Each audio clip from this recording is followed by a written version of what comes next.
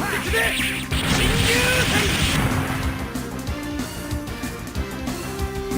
you go!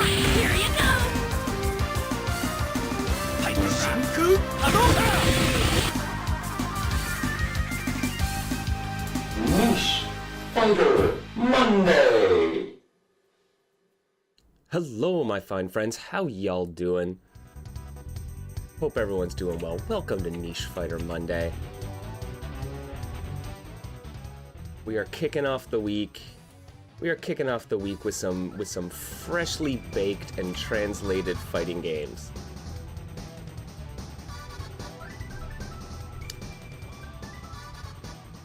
So yeah, I had just seen the other day that translation group. Oh, and what is their name? I want to get this right.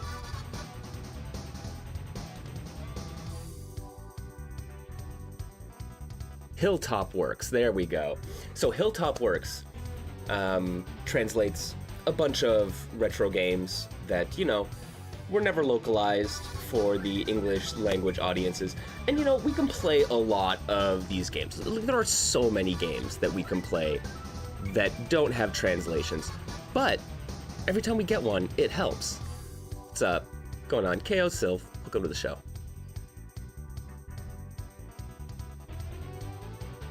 No worries, KO. Glad you could swing by for a bit.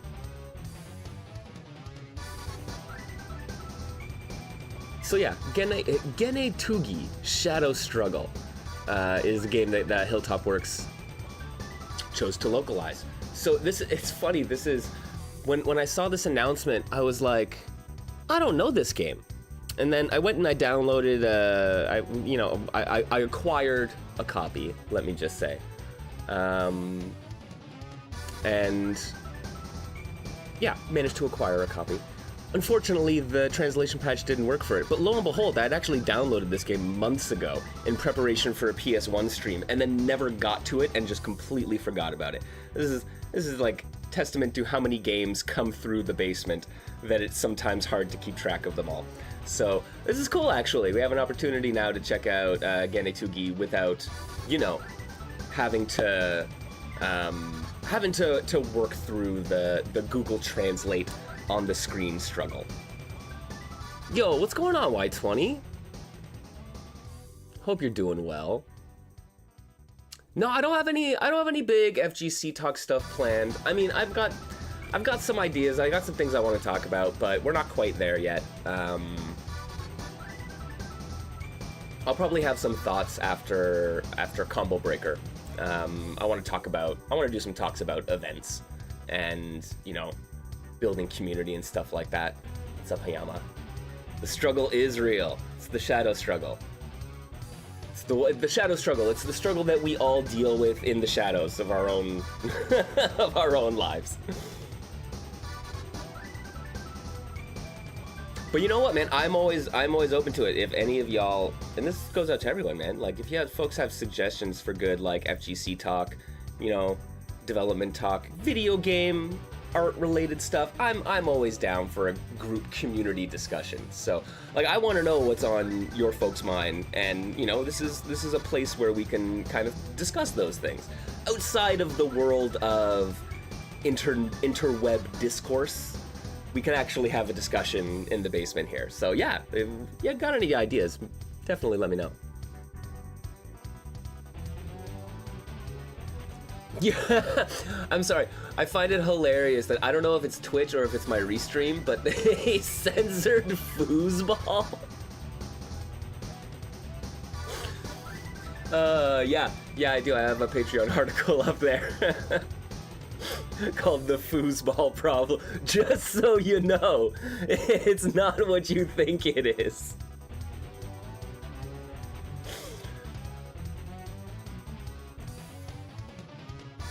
Yeah, that fuckball problem, man. You know what it's like.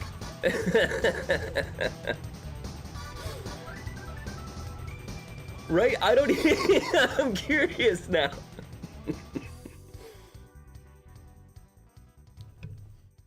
Okay. Oh, that's good. Sorry, I was wondering, man. I'm like, I don't have my my mod settings that strict.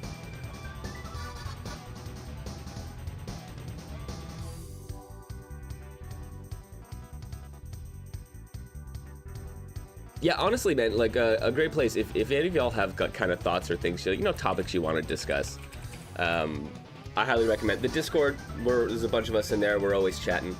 That's a great place to do it. It's probably the easiest way for me to like it's hard to keep track of stuff in chat sometimes. So if it's in the Discord, much easier. And then, you know, we can have a bit of a discussion and maybe like bring some people on to talk about this kind of stuff. I'm definitely interested in getting more people's perspectives. It's actually one of the things I'm working on right now with Mohas Gridlock, is we're putting together some podcasts for the Patreon, right? Some opportunity to like sit down with people and talk about some stuff in long form and really get into the nuts and bolts, right? So, got some ideas? You know where to find me. But yeah, the foosball problem. It's the perennial issue of friend group plays competitive game and one person gets better than the rest, and so nobody wants to play with them, but they're not good enough to play with the actual real competitive scene and the competitive players because they just get trounced there. So you end up in this no man's land, right? And it's like, I think it's an interesting issue. I've seen it pop up time and time and time again in all sorts of kind of skill-based games, right? From foosball to, you know, just like pick up basketball games, for Christ's sake. Like,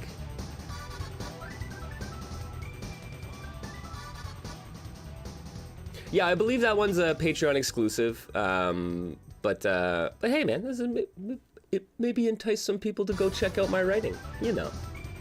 Yeah, the middle child, right? It's true. It's like, that is, I mean, either you've been on the receiving end of it, of being the like middle child, right, where you're like, you find yourself with no one to play with. That definitely happened to me, where it's like I got good enough at fighting games that my casual gaming friends didn't want to play Street Fighter with me anymore. They were just like, no, man, like I have no interest in you using me as a training dummy, right? So they could play with each other, but it was less fun when I started playing. And then I'd go to the arcades and just get absolutely trounced by people and not even understand what was going on, right? And so, yeah, no, there are ways that you can kind of like bridge that gap for players, right? Either from the the people who don't want to play with the middle child, like to get them to that point or keep that group together, and then ways for you as a middle child to like get into either help bring people up or get into the next tier where it's less of a struggle.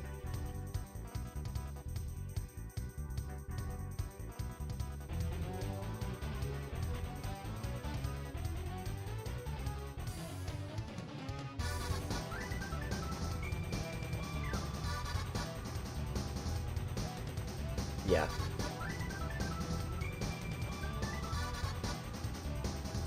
Boomer and current gen players. Boomers are on the side of the tradition, current gen players who have the more modern sensibility. Yeah, no, there's a lot of gaps there for players and in communities, right? Like finding the right group of players who have the right vibe for you is going to be important. And you can end up in these like places where it's like, if everyone is playing, you know, whatever, Street Fighter and Tekken and are doing the esports bit, then right, if that's not where you're at, you're gonna have this weird thing. And if there's no community for the, you know, for the niche and the indie stuff, which is what you're into, then you've got to like work to make sure that those spaces exist or go elsewhere to find them, right? Maybe the solution is to take those friends to a tourney, to have them watch you get bodied. Maybe it helps. Honestly, why 20? That's a really good point. Yeah, I think understanding that, right? Like, well, it may feel to you, right, that your friend is this god, that they are untouchable. Recognize that they're not, right? And when you see that, be like, oh, maybe the step for me to get here to there isn't as insurmountable as I thought. Because I think, yeah, you're right. A lot of it comes down to perception. A lot of it comes down to, you know, friction of enjoyment, where it's like, Because, like, think of it, like, we start playing these games together because we enjoy them, right? We have fun doing it, right? So when that fun becomes more frustration, right, it might just be worth it to you to do something else, right? That is the common path and why you see people bounce out of skill-based games. So no, it's about creating an environment where it doesn't feel like that, right? And so, right, part of it is player perception, part of it is environment and all that good stuff. But there's a lot to be said about it.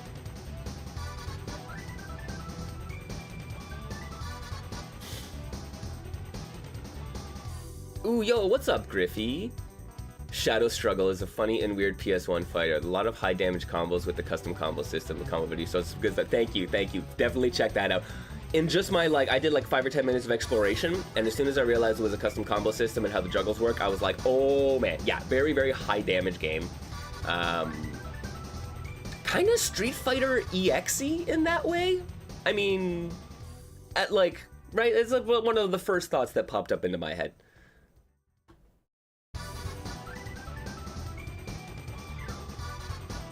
Yo, I was saying that, funnily enough, there are a couple of fighting games that I never wanted to learn to play seriously because I knew that if I leveled up, the rest of my friends wouldn't want to play with me anymore.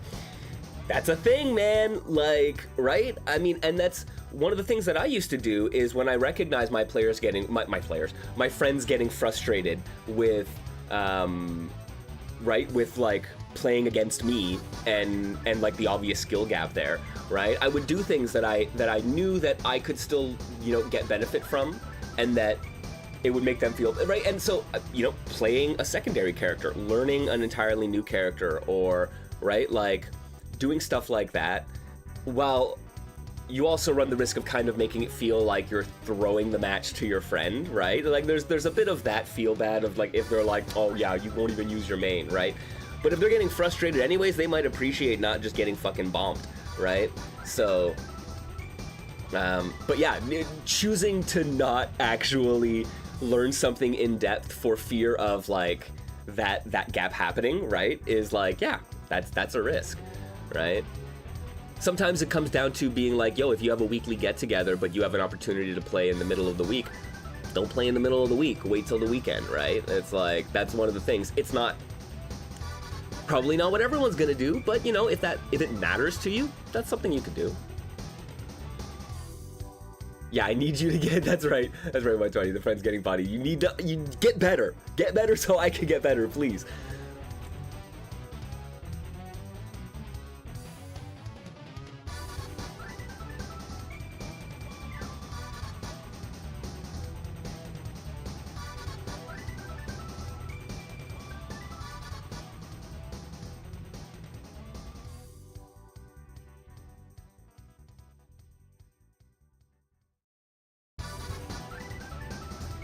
Yeah, KO, right? Yeah, use some separate handicaps, something that will level that playing field a little bit, and you also get benefit from it, right? So like that was always my thing, where it's like, honestly, and there was in Street Fighter 4 in particular, I remember there being a point where my casual friend group, but there was such a skill gap between us that they couldn't tell the difference between my skill level with my main Sakura and a character who I would never touch, like M. Bison. So that is one of the things I would do. I'd be like, I don't play charge characters. I should learn really the fundamentals of charge characters.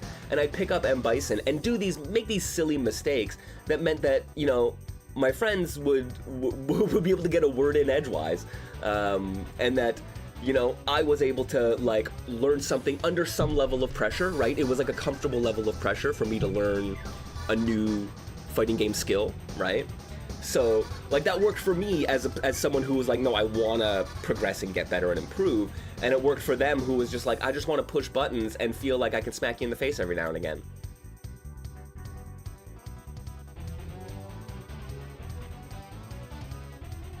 Yeah, absolutely. That's one of the, you're right, KO, that those instances when you hit the foosball problem, it's an opportunity for learning, right? And to be able to teach and help level up, right? It's like, you as the middle child, as Y20 put it, right? You're probably good enough to be able to convey some level of, right, information to those other players. And in that process, we'll get players more on your skill level and help you improve as a player to hopefully bridge that gap forward, right? So that is an opportunity.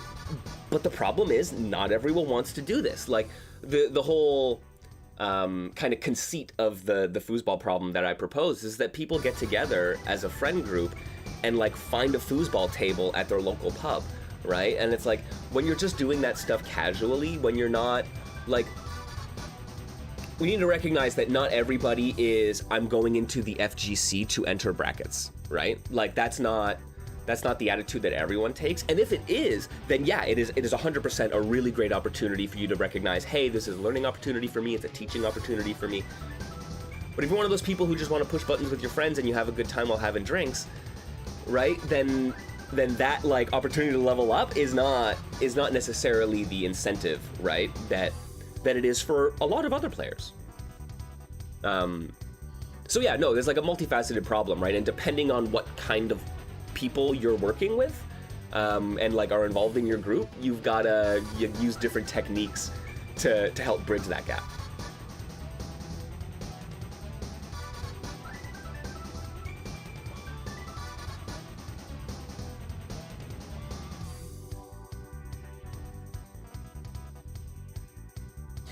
So yeah, right, and no, and that's fair, KO, right? That's you, where like that, when you get engaged in a hobby like that, you do it like that, right? And that's, but not everyone does, right? I mean, like, I do like papercraft occasionally, maybe once every year or two. I'll do some papercraft work, and it's fun, and I enjoy it, and I suck at it, and that's fine, right? And I have no desire to improve at it. And if my participation in doing papercraft was contingent on improving or having someone else teach me to improve, I might not want to do it. I might go make perlers, right? Like perler art. I might go do something else. That's just how that is. And so no, it's not a problem, like it's not your responsibility to manage that, but it is a problem insofar as what happens when your friends just say, fine, I don't want to play, and you're left stuck as the middle child with no one to play with, right? That's the problem, such as it is.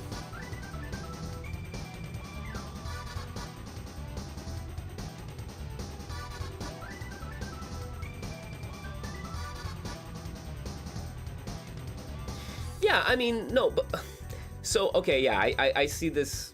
I guess I see this every now and again, right? Where it's like, if you're right. No one. It's the try hard accusation, right? I think it is a little bit what you're getting at, right? Where it's like, no, you're right. It's people shouldn't judge you for engaging in it in that way, much like we shouldn't judge them. I think when it gets brought up, oftentimes people just explain it that they have no interest in doing that kind of learning along with their hobby, and people who really love doing that oftentimes bounce off of it and being like, well, right? And I'm like, I don't know, there's a balance, right? Yeah, like, but I don't think most people are like, I mean, the internet might be saying that people are shitty and tryhards for caring about a hobby in that way. But it's less about a value judgment, and it's just like, that is the state of affairs, right?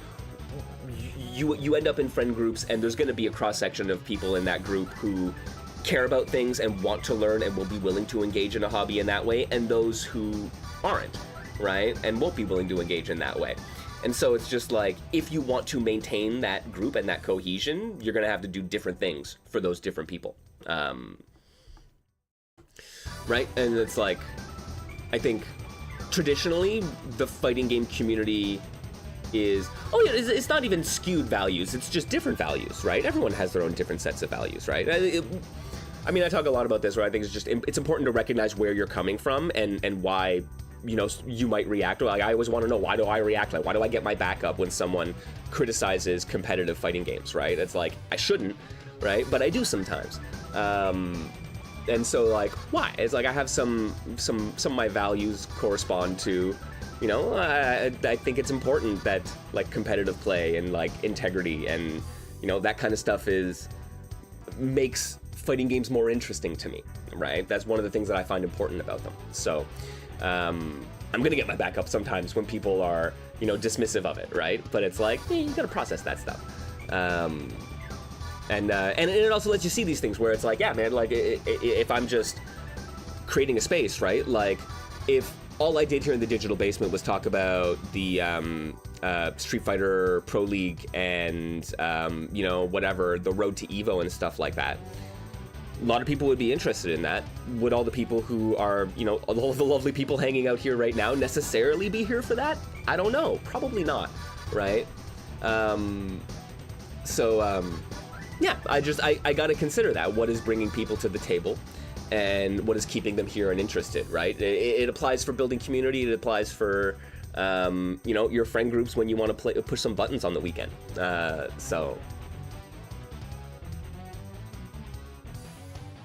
No, not at all, KO. I'm happy to talk about this stuff. It's, I appreciate your perspective. Once again, like, talking through this stuff really does, like, I'm always trying to use this stuff as an opportunity to reflect on my own thought process. So like, right, when you walk through it, I'm like, oh, maybe, right, yeah, like, perhaps there are those things at play for me, and I react to them in certain ways. But it's what we're here for, like I said. Y20, think there's an attitude that you can find where it's like, okay, if you don't want to play this way, get out of everyone else's way. The point being that, okay, we accept that you don't play our way, but don't try to prevent what's good for us. I've seen this on both sides, casual and competitive. Absolutely. Yeah, that is precisely the divide. I think at the core of some of this stuff, right? And it's like, you might not even realize it, where you're just thinking, hey man, why don't you want to play games with my friends anymore? And it's like, yeah, but there's these aspects of, you know, casual and competitive play and what those things entail, and how they might conflict. Yeah, there's this general sense that what's good for competitive is not good for casual and vice versa. And you're right, I don't think that's strictly true. Generally speaking, what's healthy for the game is healthy for the community. And I mean, I think that's where the connection is like, what's healthy for the game is healthy for the community, what's healthy for the community is healthy for the game, right? Like, games can't sustain themselves if they don't have a community of players engaging with them, and community players aren't going to engage with the game if it doesn't provide something of value for them, right? So that is, yeah, it's a symbiotic relationship. But yeah, it's this idea that if you make an esport around a game, then you somehow harm the community nature of it, right? And the independent and grassroots nature of it is not inherently true, I don't think. And right? And much like catering to the community is not necessarily going to make the game worse for a competitive player, right? Where it's like, and this is not to say just listen to all the internet when they complain about a buff, right? Just to say that catering to community values and making sure that it is that is where they want to be, isn't going to hurt the competitive nature of it. It might actually help it, right? It's like this. I mean, this is a much wider conversation about kind of why does the fighting game community at large feel this way, right? And it's partly because it's the grassroots nature, right, where we are all self-driven. Like our biggest success stories come from players turn organizers, turn community, turn community members, turn organizers, and the myth of the meritocracy, right, where the best player emerges as the victor, seems to be applied to everything in the community, right? Like, and not necessarily intentionally, right? This is not like necessarily an active thought process that people go through, but I think some of the values in our community lead to that, right? And yeah, the myth of the meritocracy, right, leads to this idea that of like the purity of balance, right? Like those things are connected, right? And when people are like, you're the best because you won at the game, and the game is great because it's balanced. Any change to that is going to affect the worth of the people who are good at the game, right? And that is just like an internal conflict that's where people's back goes up.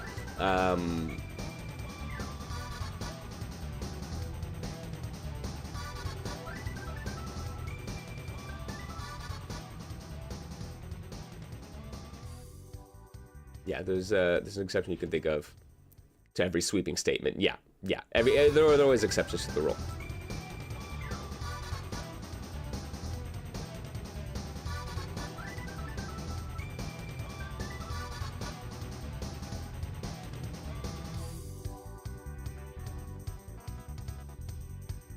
Yeah, Kale, right? Yeah. And that's it. Sometimes the answer to the foosball problem is that you don't play that game anymore with them.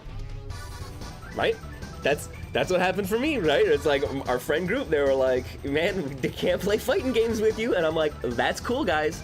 I'll go to the weekly, right? And then when we got together, we would play, Castle Crashers, and we would like trade off playing BioShock, right? Or whatever, right? It's like, there are other, like, sometimes, right? And that's it, right? It's like, it's also important to recognize that sometimes the solution isn't to make someone like the thing that you like and the way you like it, is just to acknowledge that that's not where we're at, right?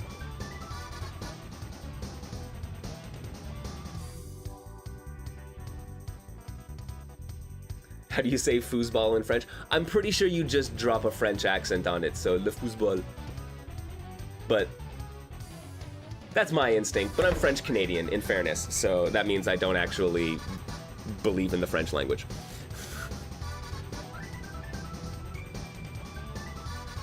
Yo, Warthog, yes, Dan Olson's why it's rude to suck at World of Warcraft. Line about the belief that being good at a game is a good thing, being community value that stuck with you. Absolutely. That is, oh man, I completely forgot about that Dan Olson video. That is a great one, and actually kind of cuts to a lot of that, right? A lot of that discrepancy between styles of players. Mohas Gridlock has a couple of good articles about like player archetype on their blog as well that I'd recommend you guys check out. They talk about the difference in player archetypes and what they come to the table for, and how you need to accommodate for them, right? And it's like it's this big symbiotic relationship, and you have to account for all the different pieces in your design. So yeah, and handicap settings are underutilized thing for playing with less experienced players, right? Absolutely, that is 100% a thing that is exactly what they're there for, right? Like, this is it. Where like in the early '90s, they had like the developers had figured this out, where they're just like, big discrepancy, use a handicap, right? Like it's there. But do we do it? No, and once again, not to get in too deep into the meritocracy thing, right? But like that idea of purity of the game, and like the idea of meritocracy of skill is, if you subvert the natural balance of things, that skill is no longer legitimate. And even for players who would greatly benefit from using that, they have this aversion to it because they think it's not real, right? It's not the real game. And we hear that all the time, right? Like, I have, like, man, in the, whatever, last 20 years, like, the oh, you're not playing the real game is something that I have said. And I'm like, I regret saying it, because it's like, who's to say what the real game is, right?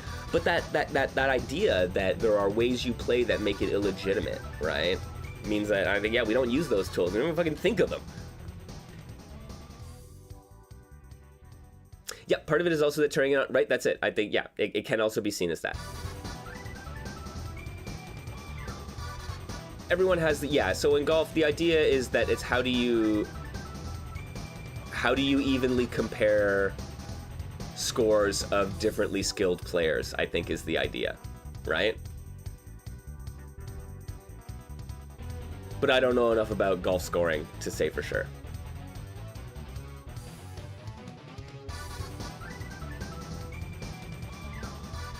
Yeah, it feels, you're absolutely right, Warhog. Like, to me as a competitive player, it feels better to just handicap, like, to apply the debuff to myself by picking an unfamiliar character or archetype, or only playing in a certain type of style to try to do certain things, right?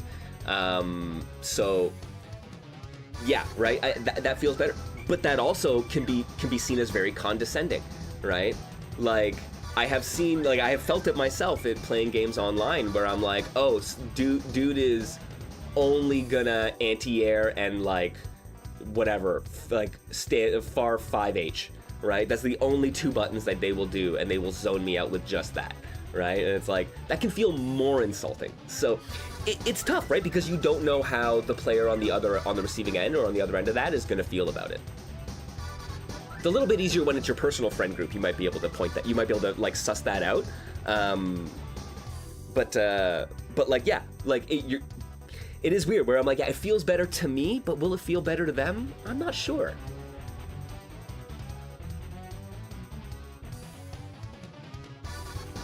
Oh, yo, Clay, I have heard of some of the Kamen Rider games. I have seen some postings of it.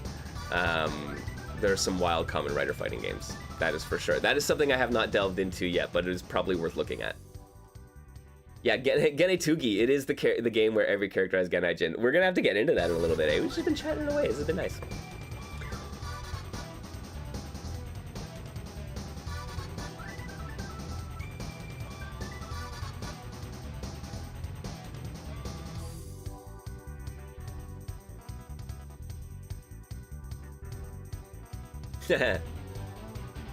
I love that Y20, a little bit of an epiphany, yeah, that it ties the idea of the health handicap in particular ties directly into the core of the game, right? The goal is to get your opponent's health to 0.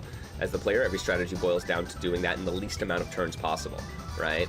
That health debuff, right, is directly related to how many turns you need to reach the goal, right? And I think that it's a perfect example where it's like, yeah, it doesn't, that kind of handicap does not actually make it easier for the less skilled player to get the hit, but there's no way in hell they're gonna get the hit 4 times, right? They might get it once, they might get it twice, they're not getting it 4 or 5 times. So having it be so that you, the better player, have to get that hit 4 or 5 times, but the other guy has to get it once or twice, that actually levels it out, right? In terms of the outcome. If not the specifics, right? And it doesn't kind of pervert the core interactions in a way that I think other people, like other approachability tools, can do, right? No, it's fascinating. No, this is brilliant. I appreciate Warthog pointing out the built-in handicap. Like, it is something that I did not even consider in this whole conversation, and it's like, how, right? It's right there.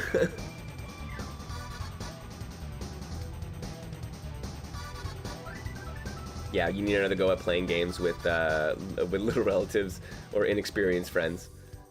Better idea of how to do it now, right? Yeah, there is a skill to onboarding.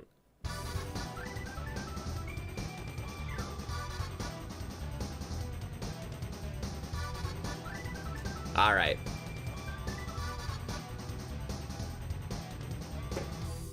Yo, this is a brilliant conversation. Thanks, friends. Yo, if you want to check out more of it, what spawned this is Caleb Bastain mentioning that I have an article up on my Patreon there, talking about the foosball problem. I've got some other stuff as well, some stuff coming up. So go check it out if you're able to, and you got a couple bucks. That's actually an amazing way to help support us here. I'd appreciate it. But best way is just by being here and chatting and chilling. Whether you're a lurker, whether you're a regular chatter, I appreciate y'all. And no, let's do this Niche Fighter Monday thing, man. I've been yapping for long enough. Let's play some Genei Tougi. And I am gonna bring up my. Here we go. I'm gonna bring up a move list on top of that.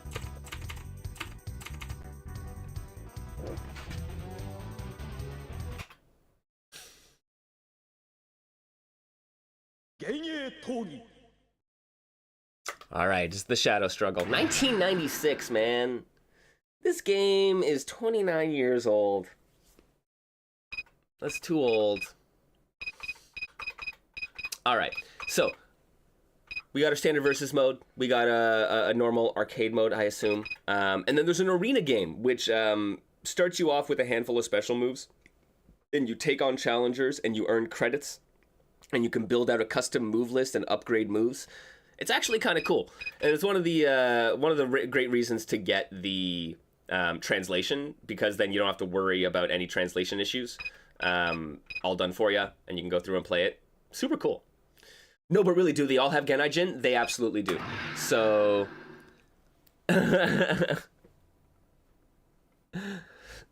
Excuse me. I will show you. I will play Bobby from Martial Champion.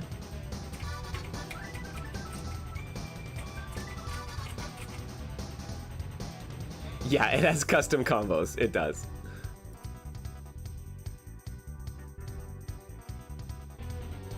Close enough. If I automatic map keyboard JKL. There we go.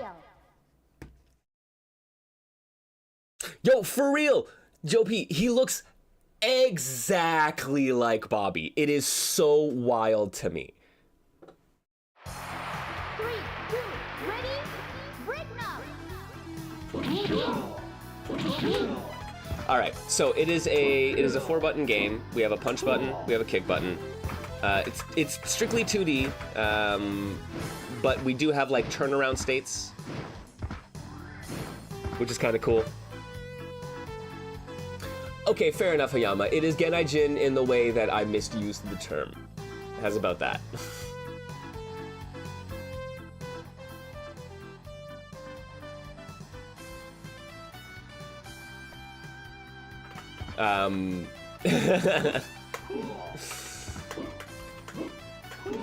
So 2 buttons, we have directional normals, so it's a little bit 3D fighter in that way, in the way that it feels and the way that its strings work. And then we have a dedicated special button, which alone does nothing, but combined with motion inputs, will do a variety of specials. So we have like down, down S. Yeah, looks fine, runs at 60 frames, plays okay. It's no Virtua Fighter, like I will say that.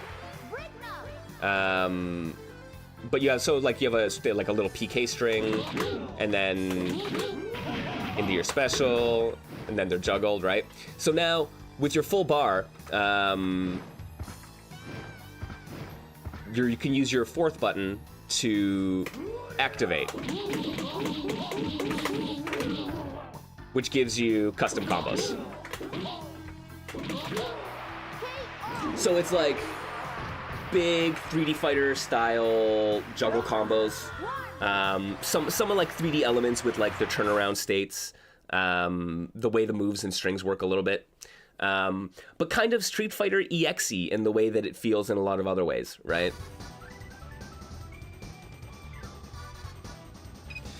Though, okay, yo, Joe P, one thing that bothers me, though very clearly Raymond N is Bobby from Martial Champion, we also have Bobby, who looks like he could be a twinkier version of Rock Howard.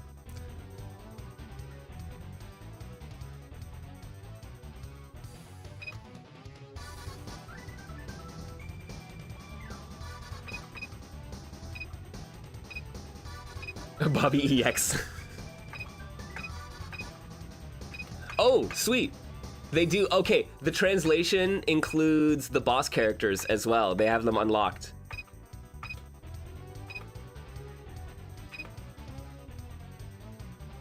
Oh, Mary P is gonna kick some ass, isn't she?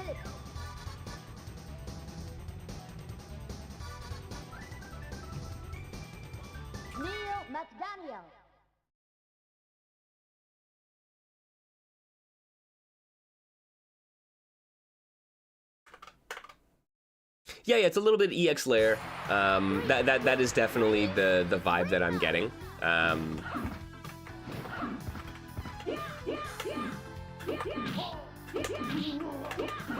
Okay, so it's got a couple strings. Forward KKK.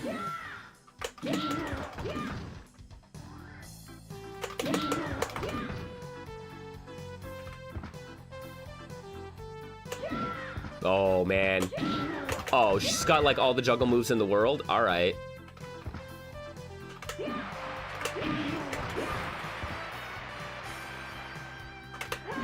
Oh my god, she's got drill kick? What an aerial flash kick. Down up S, double flash kick. And spinning roundhouse. Yo, I love it. I love it. Yo, yeah, K looks like Ralph before he hit the gym. Yes, PJs, that is who it is. That is who it is. I had his name on the tip of my tongue, but I didn't want to make the joke. That is genius. Okay, yeah, we got pursuit attacks as well. Down P and up P. All right. Oh, she's got a stomp. All right.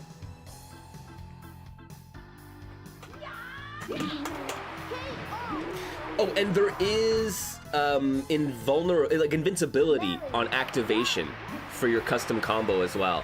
So that's gonna be a fun one. But yeah, so this is like it's kind of is this Virtua Fighter? This is not quite Virtua Fighter.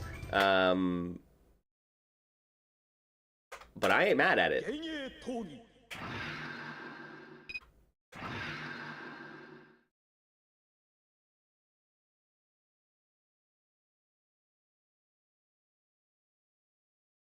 So, okay, I see an oh no lol, and this is, I have seen some people say, what's up, Butler? I have seen some people say that this game is less than stellar. And I'm gonna have to find out why. Yo, that is a really cool addition. Like, it's like, the CPU is faux moving around the screen to, like, decide on their character. That's freaking genius. All right. Harry Hopkins. Harry Hopkins? I do like the character designs, I got to admit. This looks like prime Butler material, 100%. It's in the top secret document.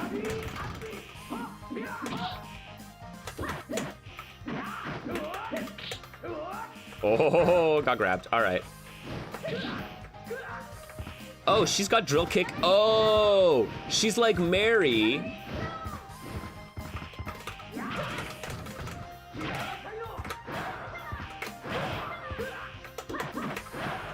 All right.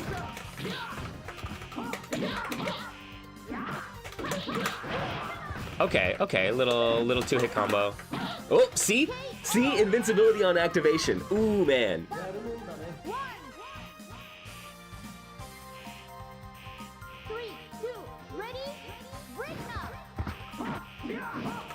Down back S. All right. PP forward K. Oh, okay.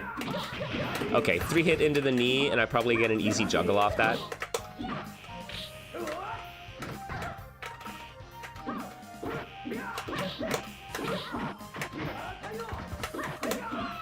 Oh my god.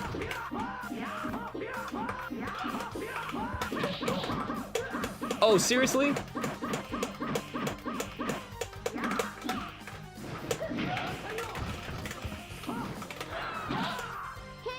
Maybe, yeah, maybe Harry is Mary's sister or protege. There's probably a connection there. And it does. It feels very, I dreamed up a game that didn't really exist back in the 90s. This is quite hilarious. 3, I'm not mad. Like, it doesn't, like, look, it doesn't feel bad to control. I'm happy to hop around screen. Turnarounds seem to take a little long. And especially, yo, you're like a tank for turning around. When you're in your custom combo mode.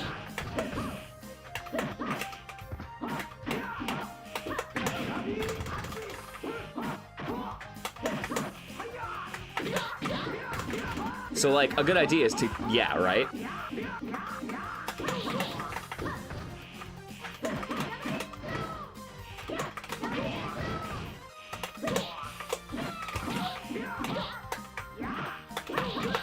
Oh, where's, there it is. Oh. Yeah, and there seems to be, like, low crush and high crush moves. Which is kind of nice, right? It's like this is not terrible.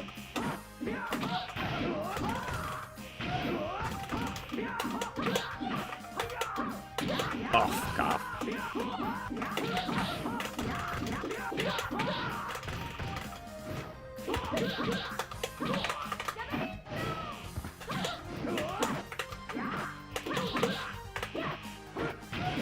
Oh, that crossed up? All right.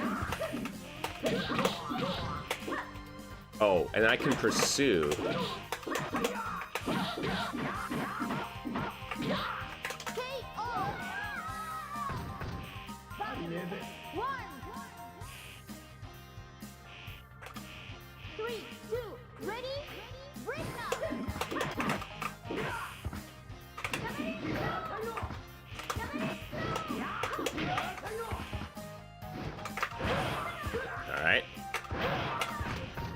Oh, okay, there's a quick rise.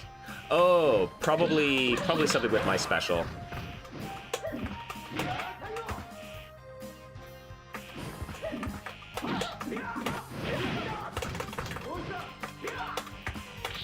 Oh, damn. Okay, and I lose my,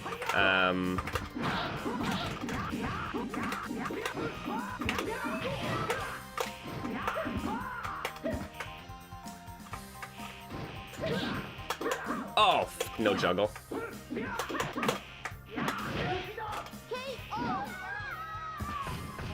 I do like how you just get fucking booted out of the ring when you lose.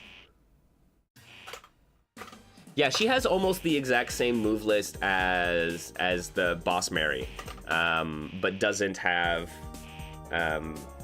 like, but they're basically like inferior versions. Like Mary has EX versions.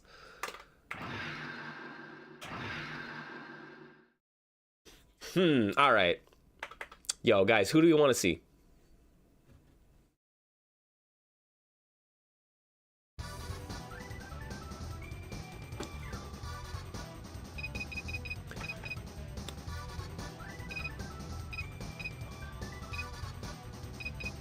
Raymond, the true Bobby. Neil, Karnov's apprentice. Ralph before the HGH.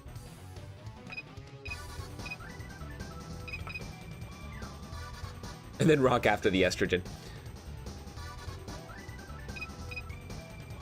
We got a K, we got a Chiaki. Neil Burov Karnovsky.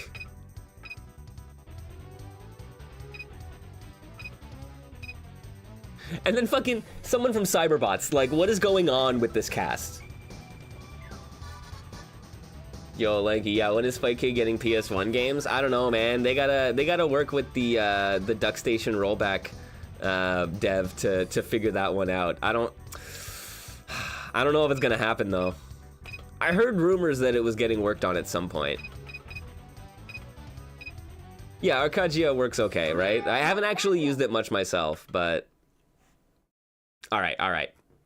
Neil Karnovsky. We got headbutts. One of his pursuit attacks is just called sit. 3, 2, ready, break now. Okay, big headbutt. Down back. Big rushing headbutt. All right. Down up. Whoa! I didn't even realize my health there.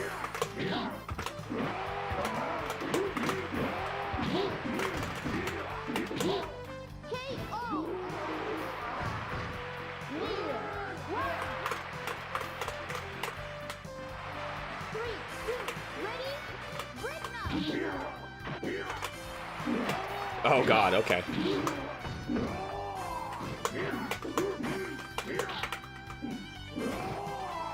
Oh, oh.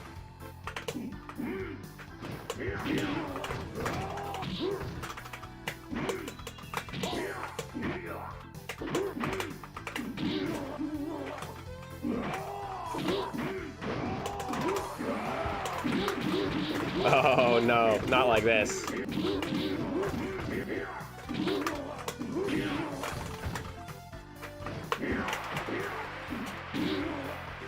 Really? Big boy doing average big boy damage. I mean, I shouldn't be surprised. 3, 2, ready, break now.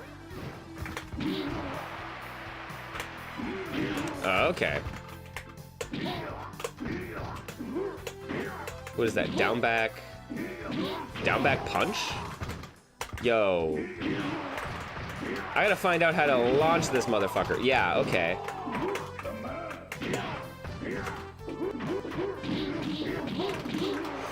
Ooh, see, okay, so you kind of want to get on their other side because it's going to be so impossible for them to turn around, but if you get anti-aired, you're just going to get juggled to death. So that's kind of the risk.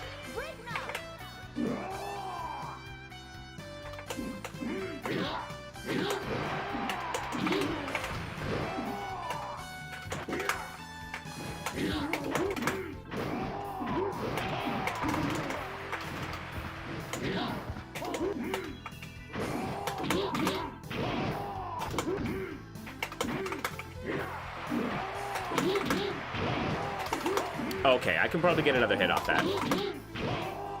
Okay, okay. So, PK 24S. We'll get that little string launcher.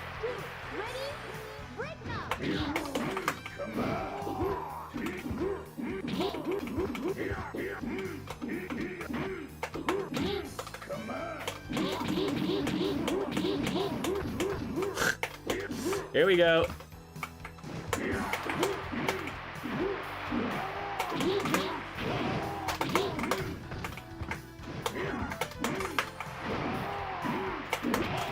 Oh, I tried to interrupt him.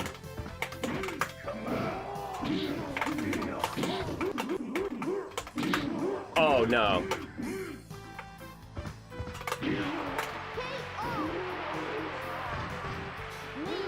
Yo, take it easy, Hiyama. I'll catch you next time. And yeah, we should try our Kaja sometime. I need to get some experience with it. 3, 2, ready, But yo, take care. You have a good day.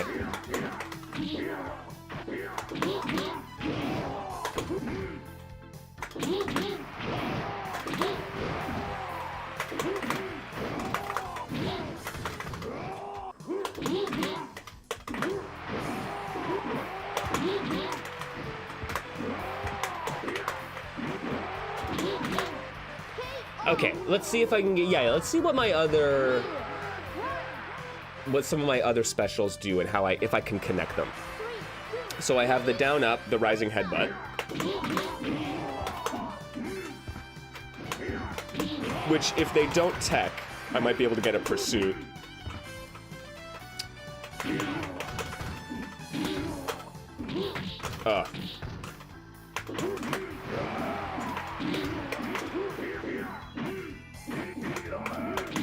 Oh, really?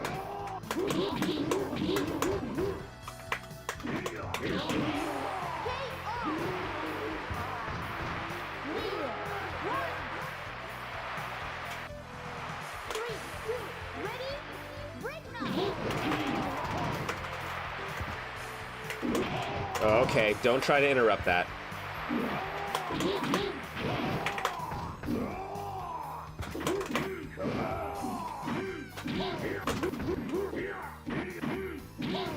Oh, fuck.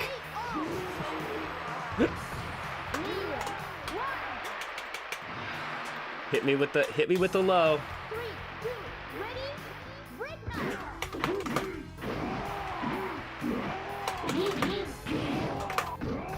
Can I just go straight into my headbutt?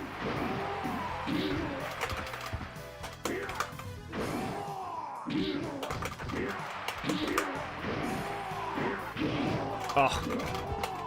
Oh, maybe not. He didn't seem to be able to. Oh, okay. There we go. Yeah, counter hit damage, kind of freaking wild, right? Oh, wait. Can I... Did I cancel some of my block stun when I activated? I was just looking to activate an interrupt, but...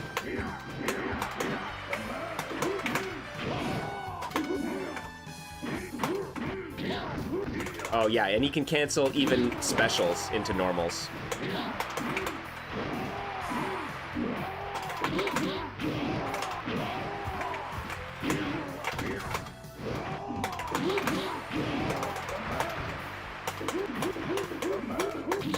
Oh, really? Look at that! Oh, no! CPU Neil Karnofsky going for the fucking win. 3, 2, ready? Break.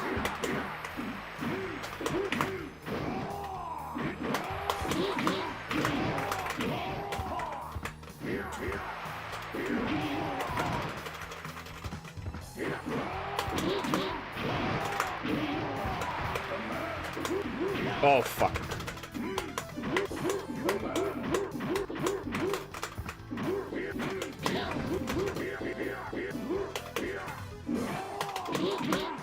There we go.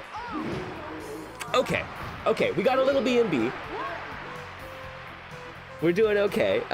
Let's see if I can get... Because, yeah, the low rushing headbutt is what I'm getting the launcher from. Let me see what the regular rushing headbutt looks like. 3,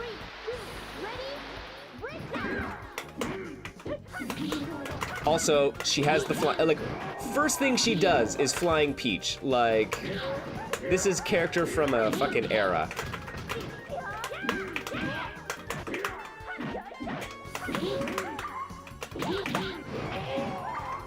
Okay, knock away. Then I get forward S.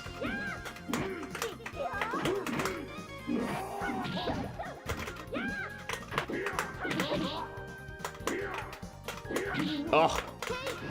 Stubby button. 3, 2, ready? Break.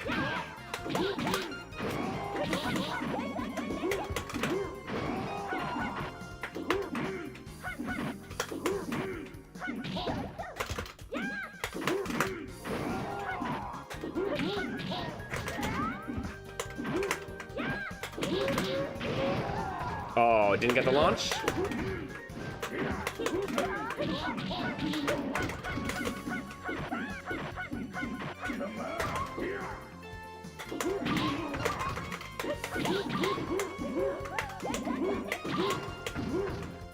Maybe I should go. I don't know if my 2K will keep her. Will keep her from juggling when I'm using my custom combo, because I mean, see, this is why training modes are necessary, because I'd be able to figure out what's a good juggle off of my PK string, since that is obviously the easiest. I'm wondering if there are any other strings. Everyone seems to have a PK string.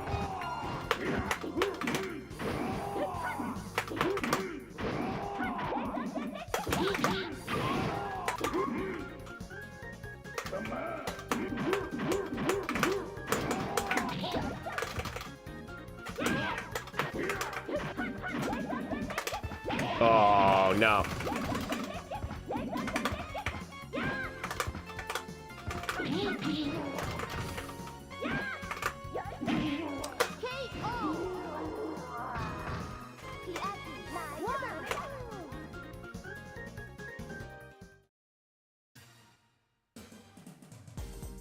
Ooh, wait a second. I missed that on his move list. 3, 2, ready? Break.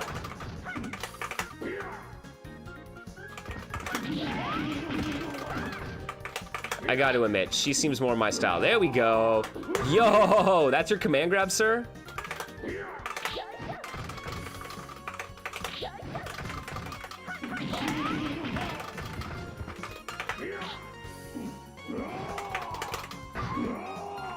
Can I just get that into my giant punch? Oh.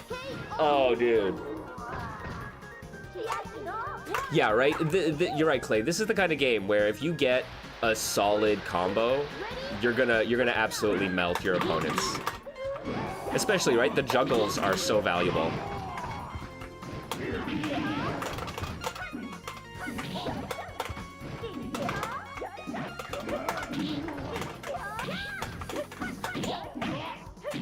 Oh, come on now. There goes my entire thing.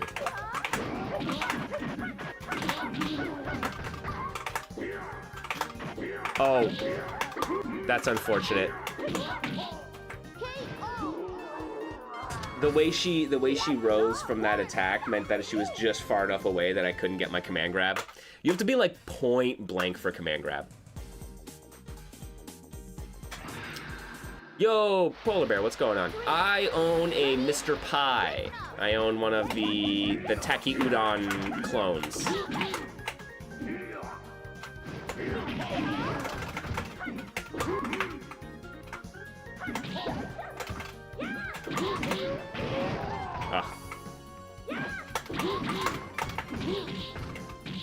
There we go.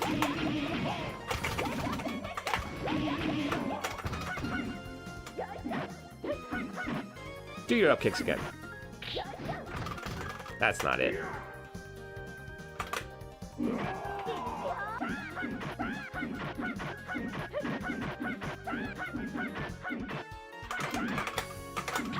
No overheads?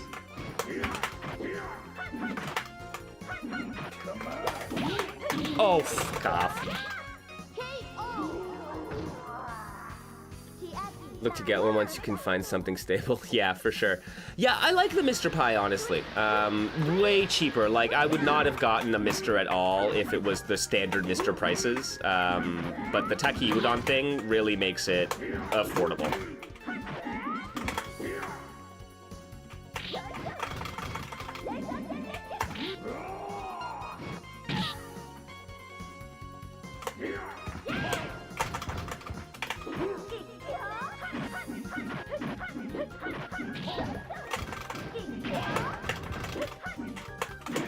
Yeah, it's mostly like, that's just like a, like not static, but like, that is not like a 3D polygonal background, right? It's just a backdrop. So really all they're doing is the stage and like the seagulls is like, right? So it's super smart. It's really cool.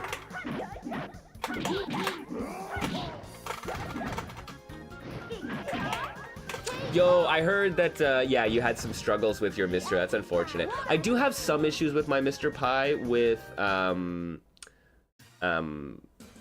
resolution options. And I think I just haven't futzed around with the config file enough.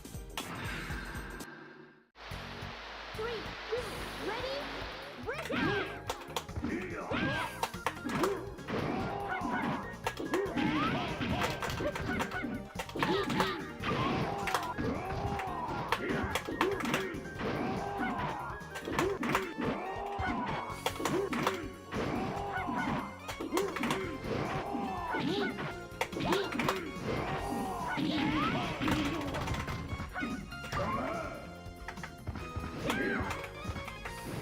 Oh, that's weird. Hey, looking to run some Asuka? Cool. All right. Oh, end of March. Unfortunately, I'm gonna be away that last week. It is Mrs. MKL's birthday, and we're going away to celebrate.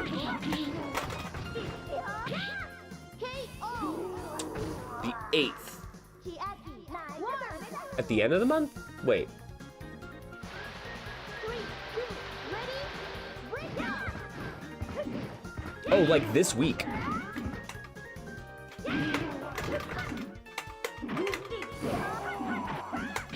All right, I'm gonna have to check my schedule, but maybe.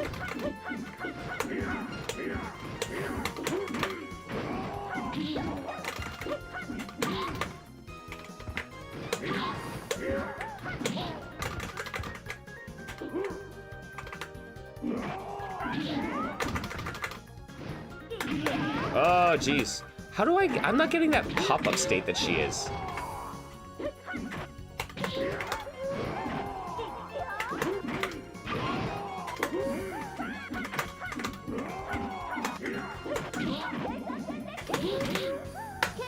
Damn, at least got it.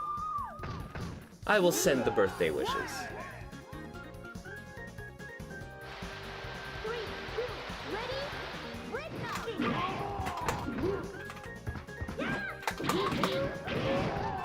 Damn, not getting the juggle on her. Is she too teeny? Is that it? Oh, that doesn't even connect. Unfortunate.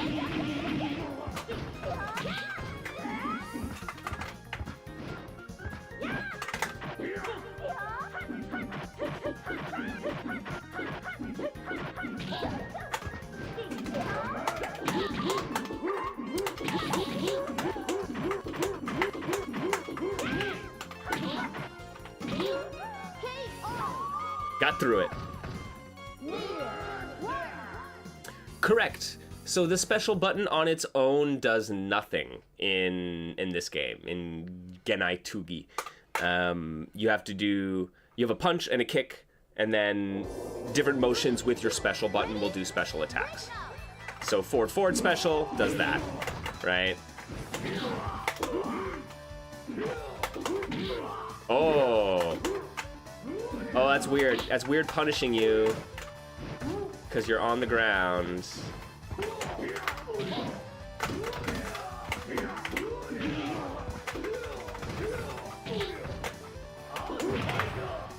Bobby, please.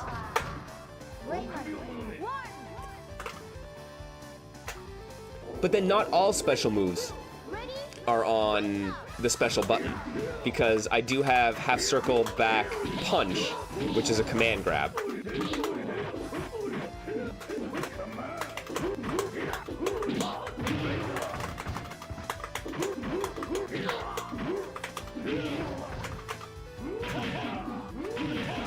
Goddamn.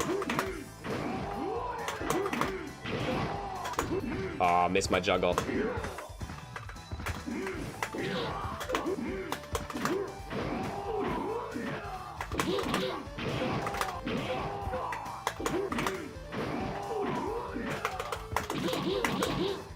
Whew. All right.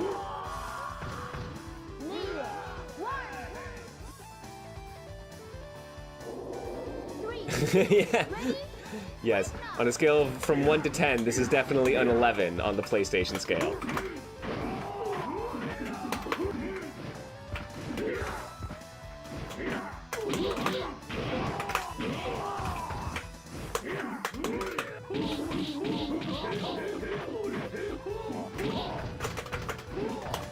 Oh, bad.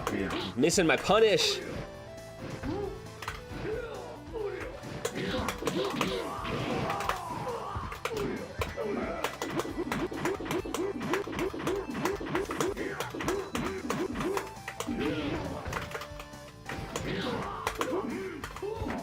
Woo! Yo, do we have invincibility on backdash? Yo, invincibility on backdash would be really sweet, I gotta admit. Ah, man. All right.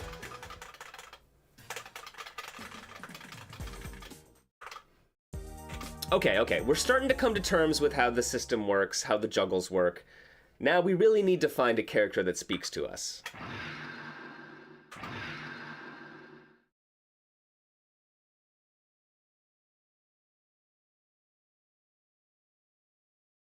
Yeah, no, and it is a PS1 release, right? It was like 1996. Like I said, I think some people were really talking smack about this game, and there is, like, it is high damage. There's probably some really silly stuff once you get into it. But at a base level, the characters, I mean, look at this good ass face on Mark. Like, this could be, that is the face of a man on the cover of a golf game, right?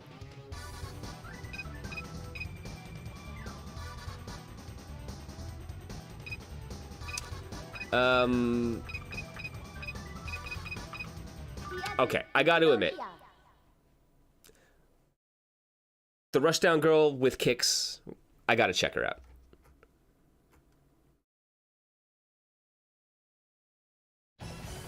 Three, two, ready? Break up.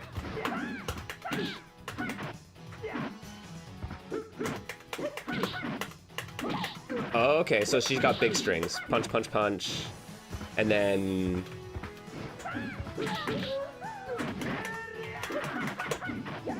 the follow-ups. All right.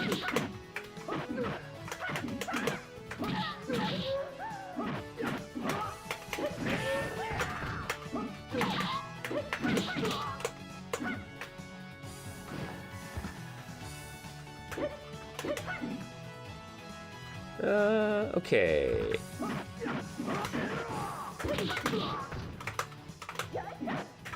Oh, spinning knuckle? Alright. Back forward, triple spinning kicks.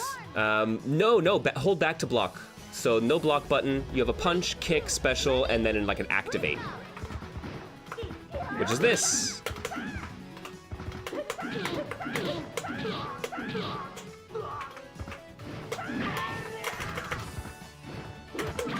So you can use your bar for a custom combo.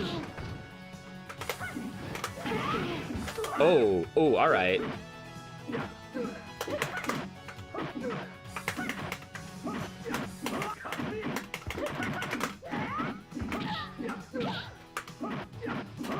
Oh, you get extra... yeah, you must get extra hit stun on back-turned opponents, because that shouldn't work. I don't think that should work.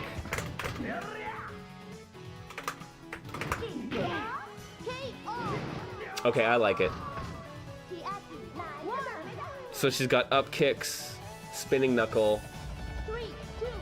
Gives you some Bloody Roar vibes? Man, I was just thinking that Bloody Roar is another game that I need to be playing more of.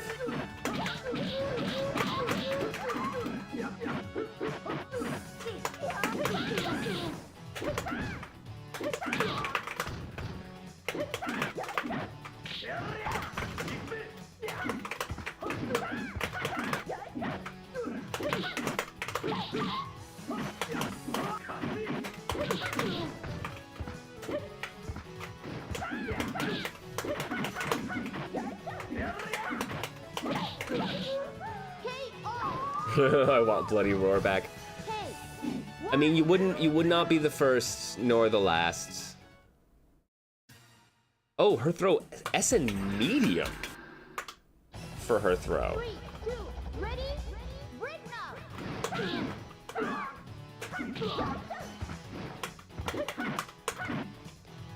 There are how many Sega Towers are in Neo Chicago? Way too Sears Towers. Yeah, too many. I can't believe I read that as Sega Towers.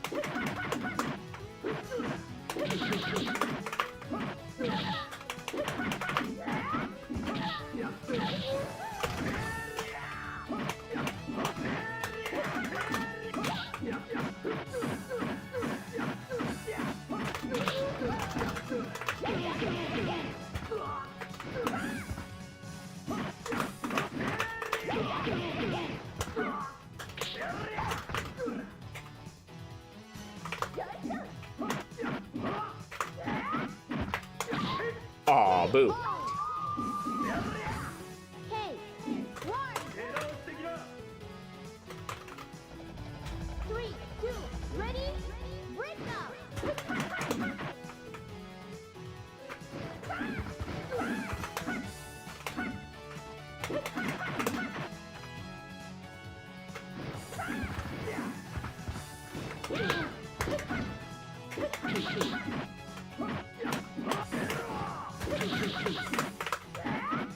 Oh, how does that not work? Oh, really? Come on. Oh, really? 2P? 2P juggles you, dude?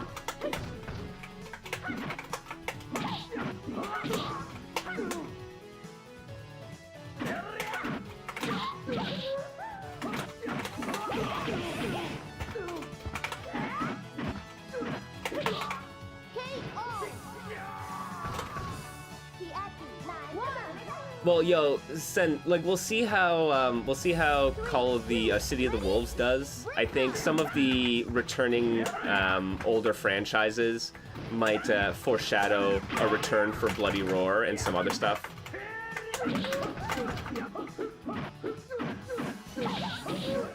Yeah, I got hit with the overhead. All right.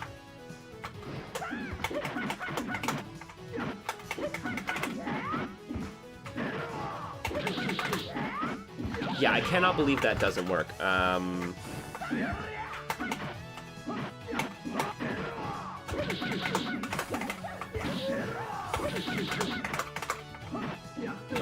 How does none of those... Okay. Is it just PPK? Oh, okay. I was doing one too many punches in my string. If I stop short and I do PPK, I can actually comfortably cancel into my kicks. And I might be able to... 3, 2, ready, break up!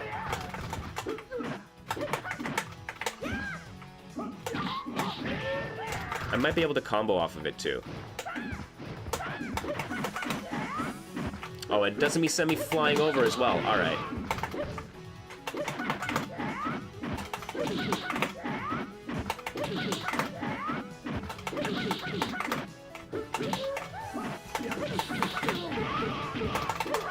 Oh.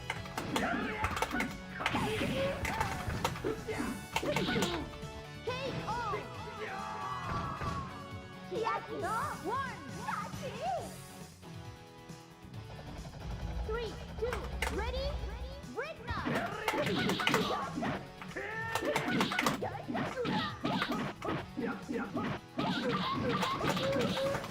I think block low by default is probably the better option.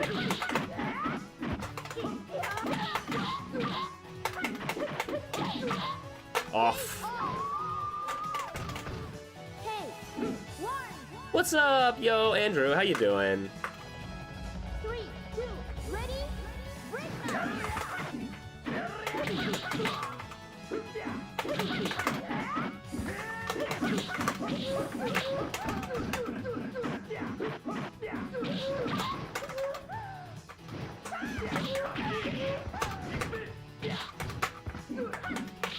Oh my god.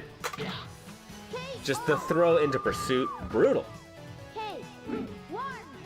Oh, very cool. Making some charts for Rift of the Necrodancer. I like it.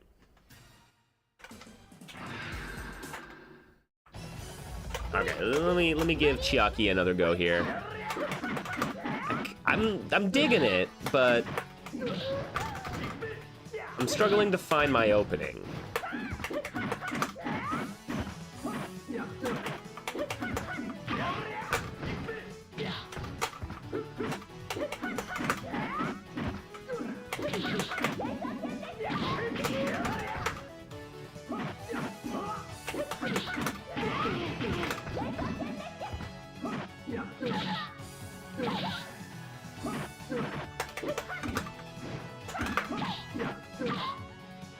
Brutal.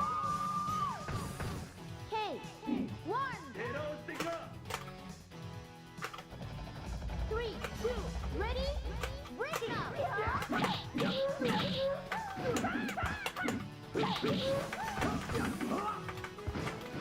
What a waste of an activation.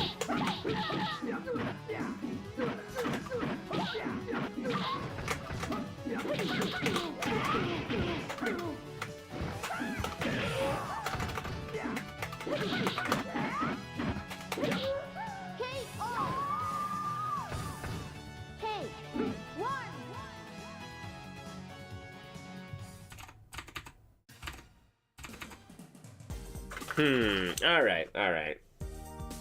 Here's what I'm gonna grab myself a little drink. I need to make sure I'm staying hydrated. Let's take a little bit of a break here, friends, and then we're gonna come back and try to find the right character for us. I'm in the shadow struggle to find a character right now. Chiaki, kind of cool. I'm liking it.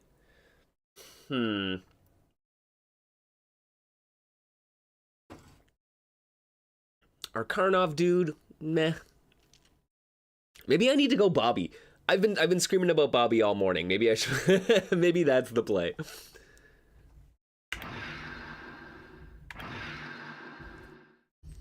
All right, I'm gonna ponder my orb, and take a little bit of a break, take a stretch break, friends. Join me in this, and we'll be back in a couple minutes, and we'll play some more Shadow Struggle,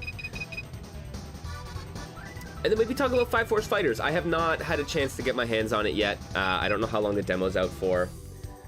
Well, not the recent demo, at least.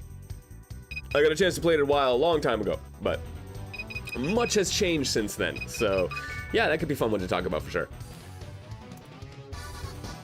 But we'll talk about that on the other side of the break, my friends. I'll see you in a couple minutes.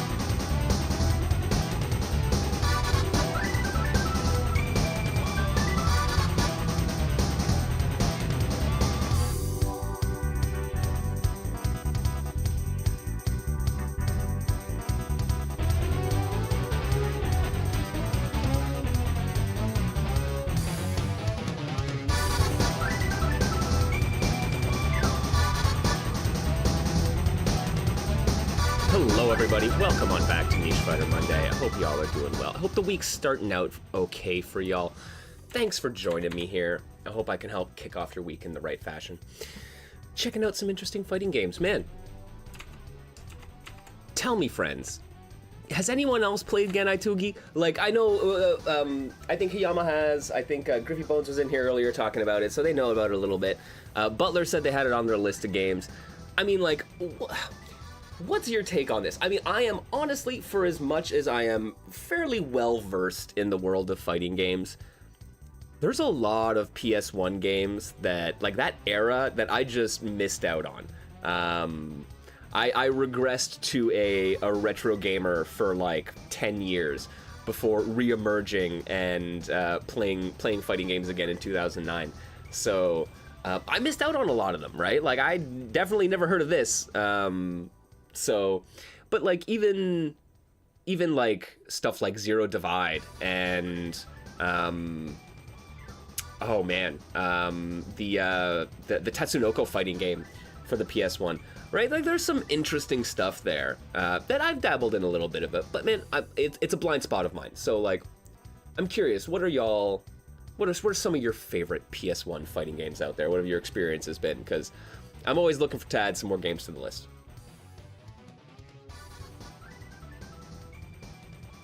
Yeah, Five Force Fighters. It was only, I thought it was just the weekend demo. I didn't have a chance to play it this weekend, unfortunately.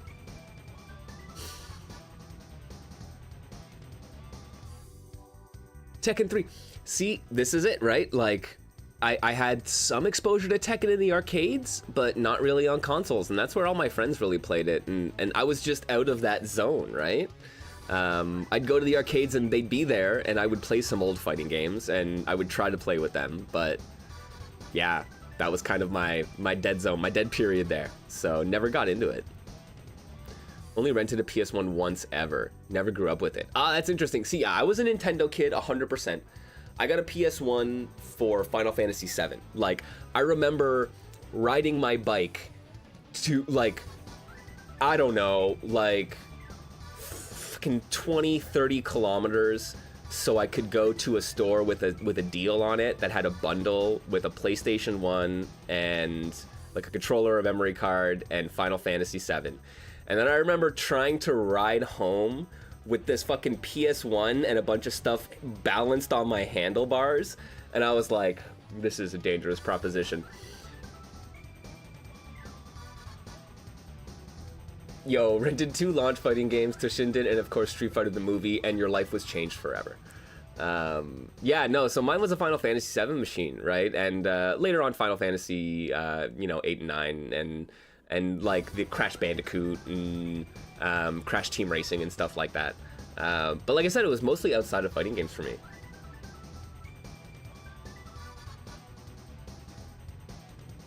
But yeah, no, that experience of only being able to rent consoles, right? Like, that was a weird one. That was, man, like the Sega CD. I remember renting a 3DO once. Ain't no way we were buying a 3DO in my house.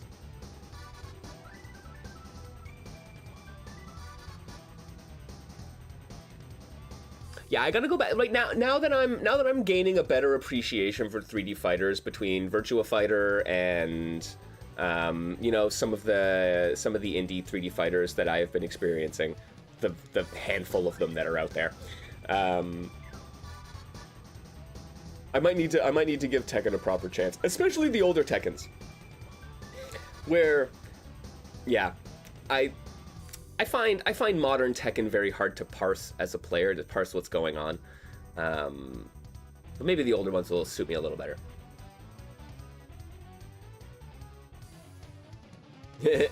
Yo, yeah, you get the special time. You're like, we spent way too much money renting this thing.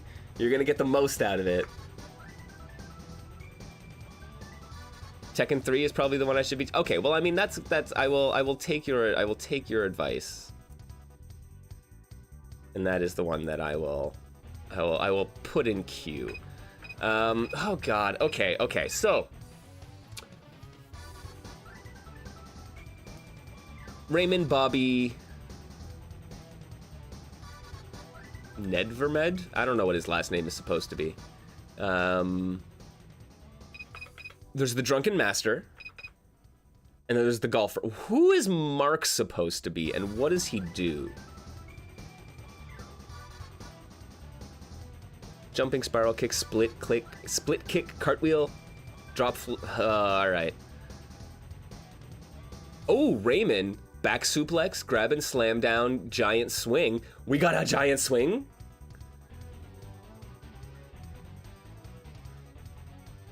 Oh, my bad. My bad. I thought I swapped over. Appreciate you, Andrew.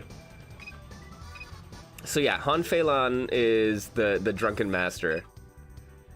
Okay, so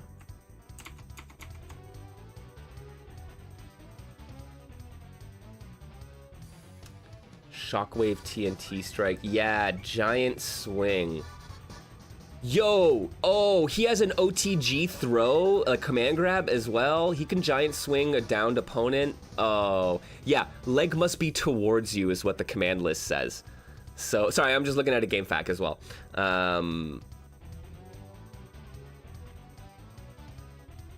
Okay, I'm gonna keep Bobby on deck. Let's try the Drunken Master.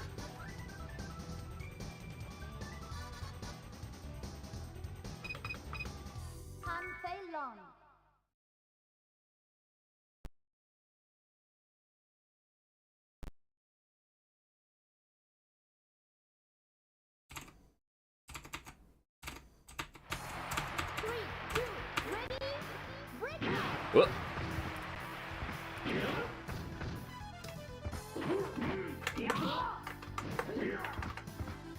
All right. Special move. He's only got 2 special moves.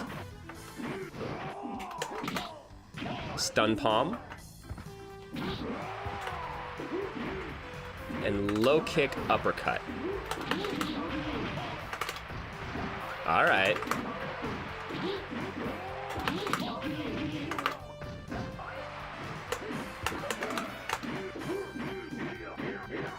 You're a prolific Jackie Chan fan. I mean, you always speak very highly of the Drunken Masters, so this shouldn't be too surprising. Forward PK is Drunken Sidestep Fist. Oh, so there is a little bit of 3D. Oh, that's sick. Okay, and then enough hit stun if that lands. Oh, that you get a full combo off of it.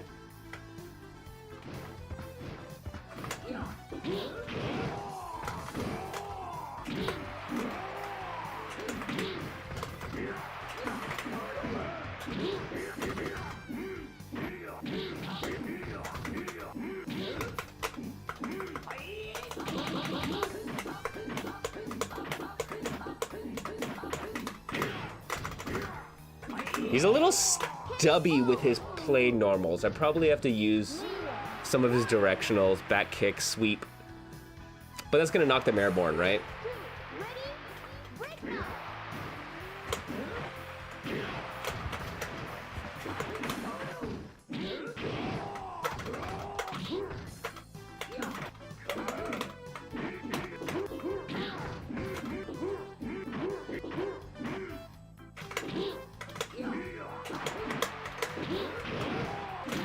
Oh, I'm gonna get perfected here. Ah! The proper SPD. All right, what does he have? He has like a 3... Oh, PPK, PP down K for 1-2 punch. And he has, okay, so a 1-2 punch combo followed by either a roundhouse or a sweep. PPK, PP down K. All right.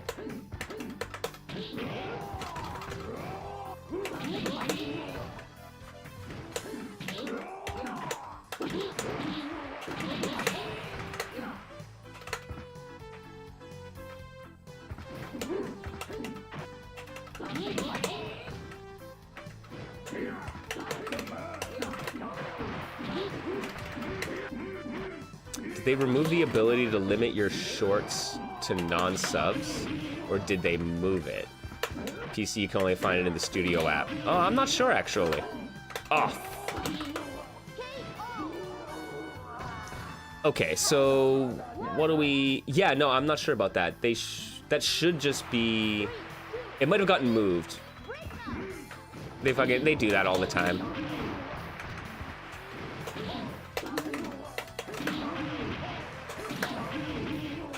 Okay, okay. Ooh, maybe that into a longer combo.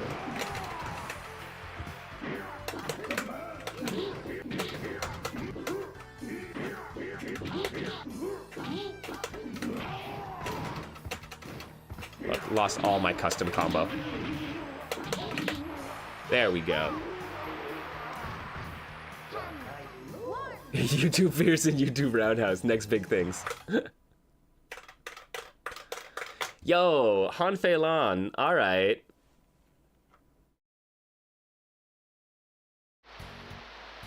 Very limited special moves. Like, only 2 specials, but some decent strings and some, like, cool, unique normals. Like, this sidestep.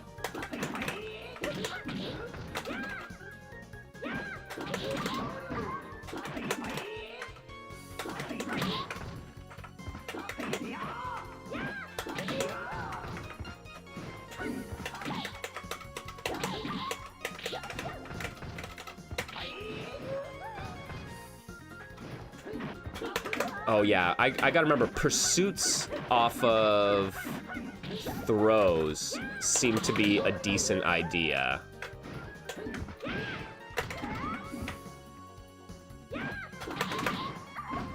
Okay, can't just do PK into palm. And I don't know if I can do my launcher into palm as well, but... Yeah, okay.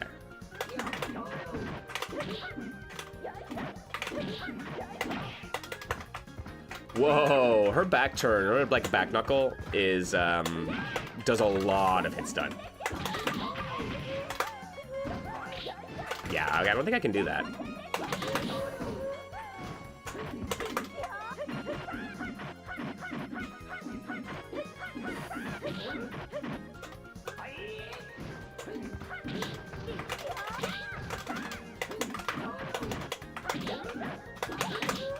Oh, got thrown.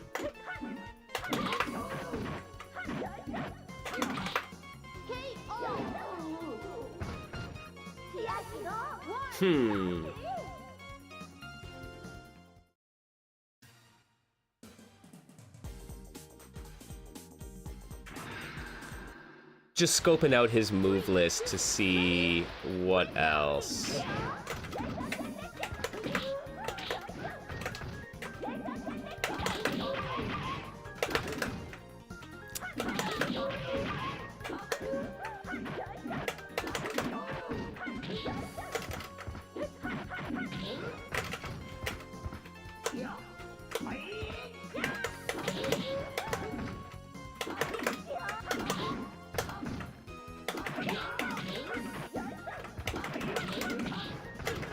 Dang.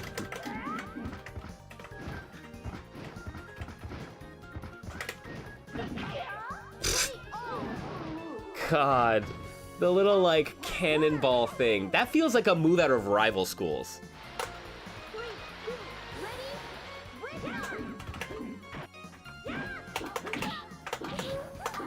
Oh, that was weird.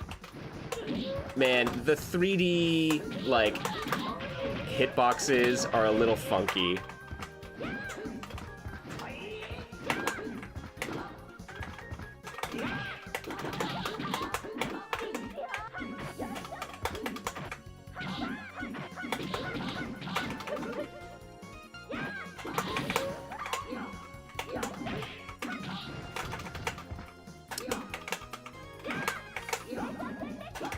Oh, turned the wrong way? Yo, the back hop. Okay. I like the idea that there are like some finer points to the system, where like depending on how like you're turned or how you're positioned, right? That little bit of like 3D fighting game-ness to the positioning is super cool. And like this like Han Fei Lan definitely has more of it than most of the other characters I've come across.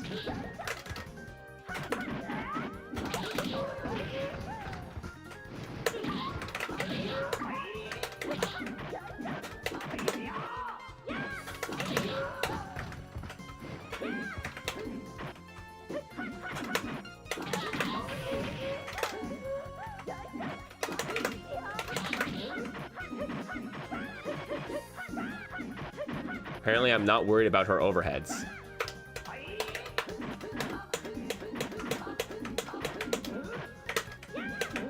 Whoa! Wrong way, bud.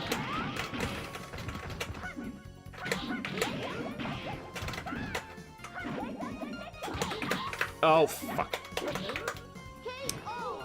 I messed up my punish. I just straight messed up my punish there. That's so disappointing. Come on.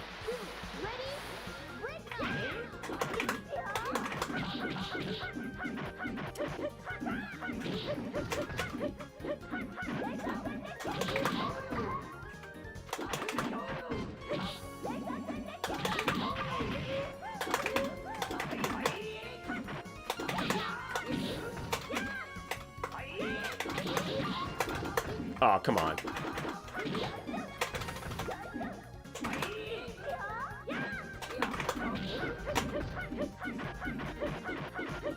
There is a, so you're able, when you get knocked down, I think it's supposed to be P and S together at the same time. If you press it, you can do like a quick rise.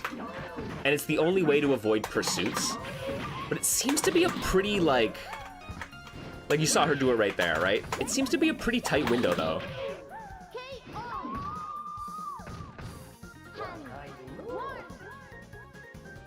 Hmm.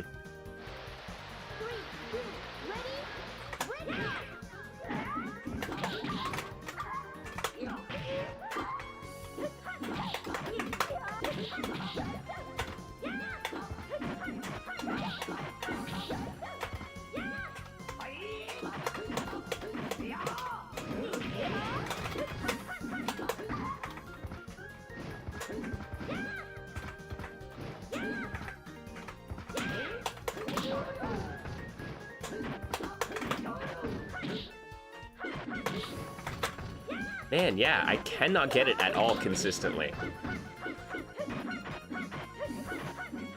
I also have no fucking clue how I'm supposed to deal with that shit. Like, it really feels like you just gotta hold it. Cause like, it's just, everything is cancelable and everything, right?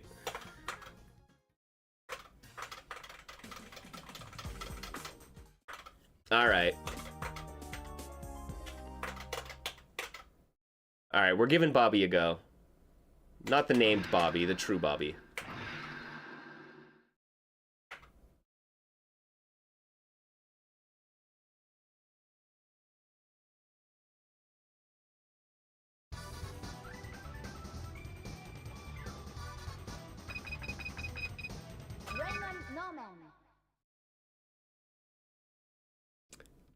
Come on, he's got a move called the Coconut Crush.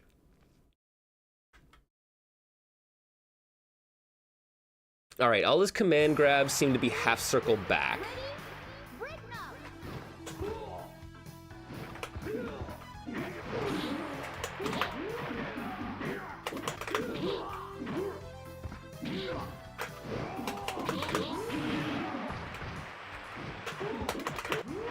Oh, he's nice and quick, actually. Ooh! Ooh! Okay.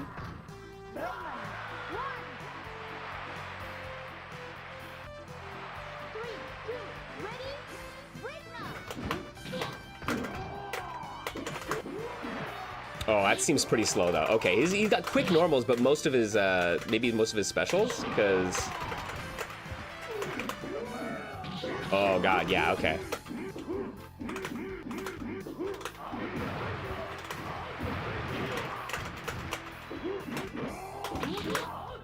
Okay, it doesn't combo.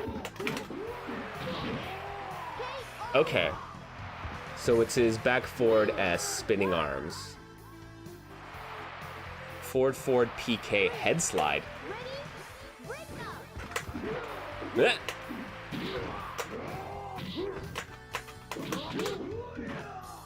Okay, yeah, not that. It's back forward S. That's what I wanted. Oh, yeah. There we go. It was Bobby all along, guys. Fine, okay, let's see if I can get through Chiaki, actually. That's a good point. 3, 2, ready? Break up.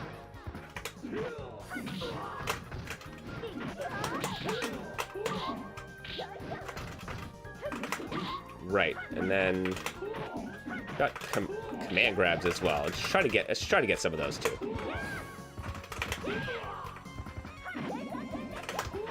Aw. Really? That's still the, you have like absolutely point blank range is what you got to be at. That's funny.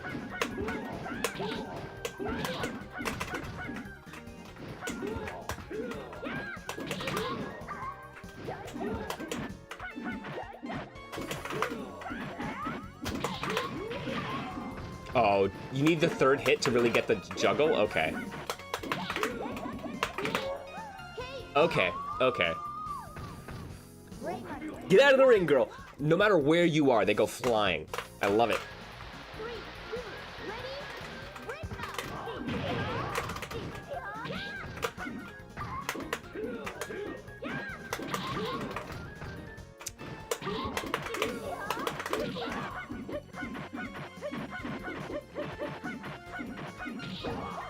That's the overhead I was waiting for.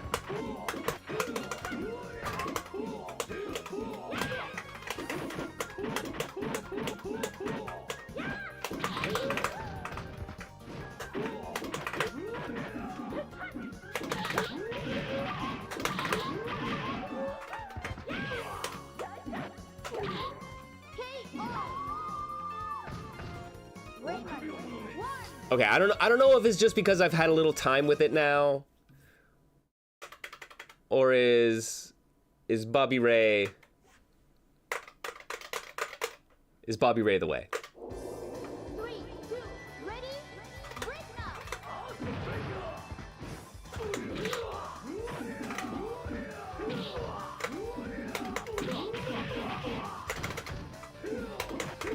Whoa, hey, my friend. You're not supposed to be levitating like that.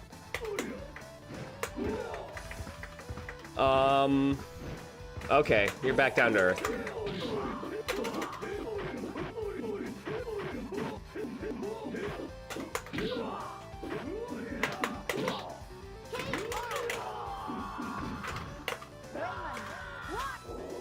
I think Bobby Ray is just that good.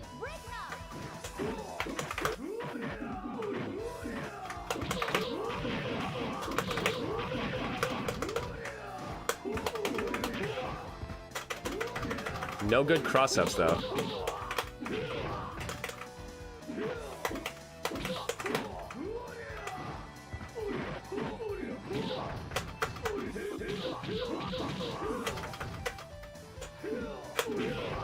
Oh, come on.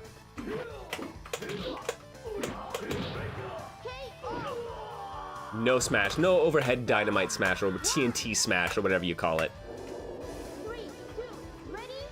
Break up.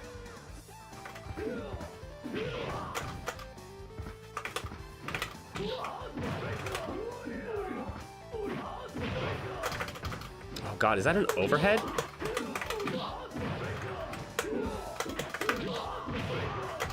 It might be a low. What? Oh! Oh no! I want to be able to do that.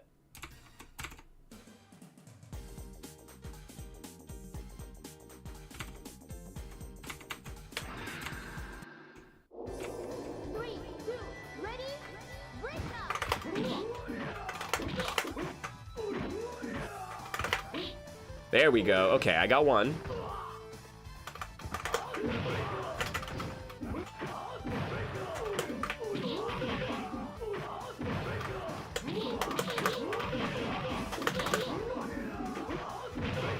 Yeah, I think that's a low.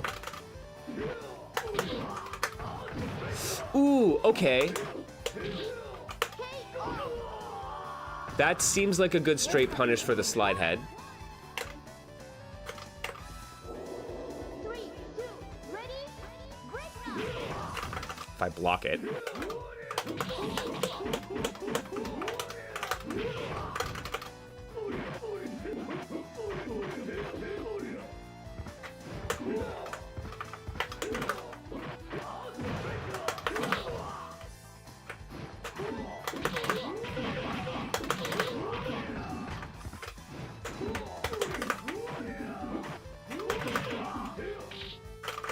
Fudge! Good damage, my friend. Oh no! Okay, well, we found I think this is my character. I just need to get better at my my ranges on my command grab because they seem like they're really small.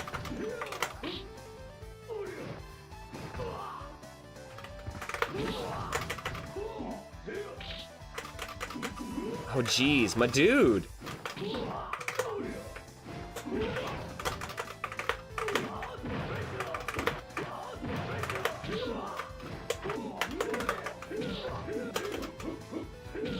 Fucking overhead.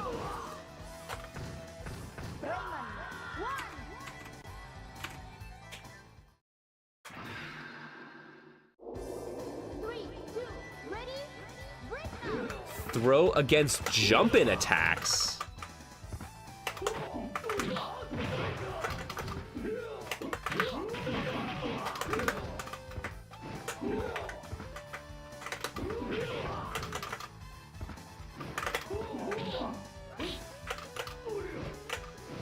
Oh, I'm just getting dribbled now. This is brutal. All right. Return the favor. Oh, fuck you! Fuck you!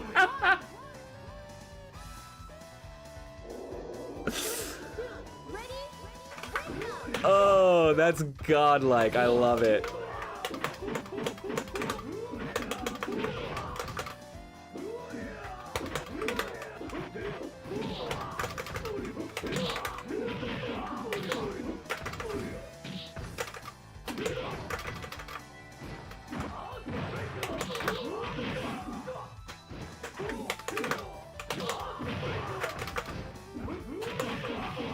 Oh, am I done? I'm done. The elbow drop. Ah, shit, yeah. Raymond's got a little bit of wolf in him, doesn't he?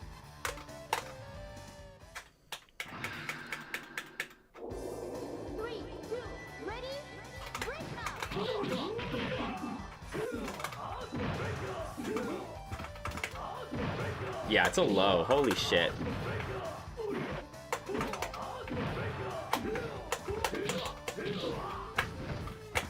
And what are my pursuits? Well, I can half circle back kick if they're grounded and the legs are towards me.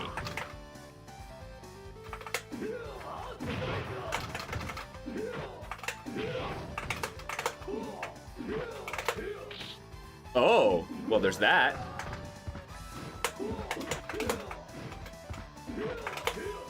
Oh, there we go. There we go. That's the punish that we want.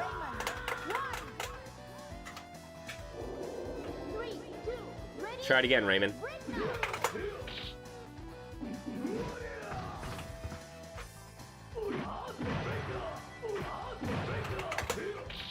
Oh no, I got.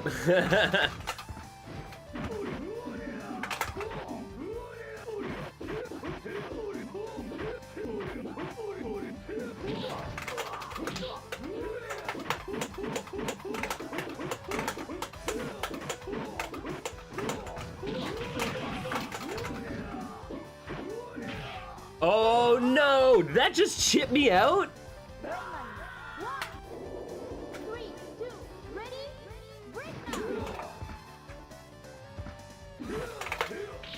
All right, yeah.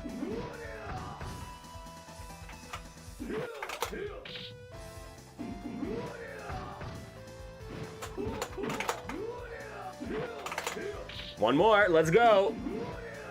Oh, shit. Yeah, don't whiff big against Bobby, man. Holy heck.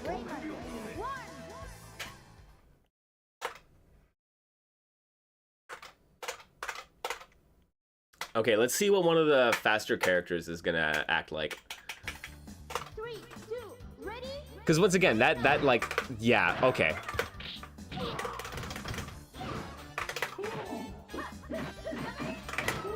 Oh.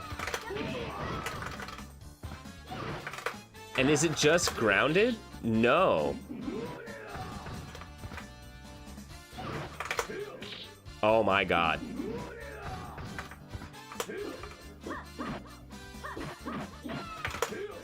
Oh my god.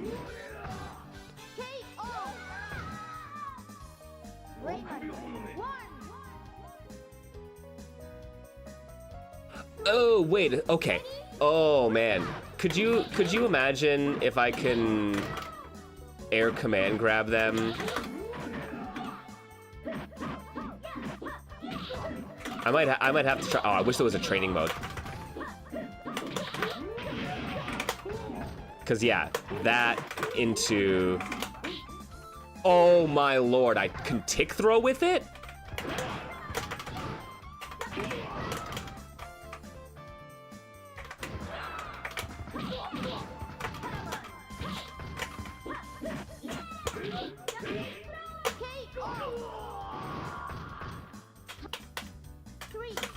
I think he might be a little good.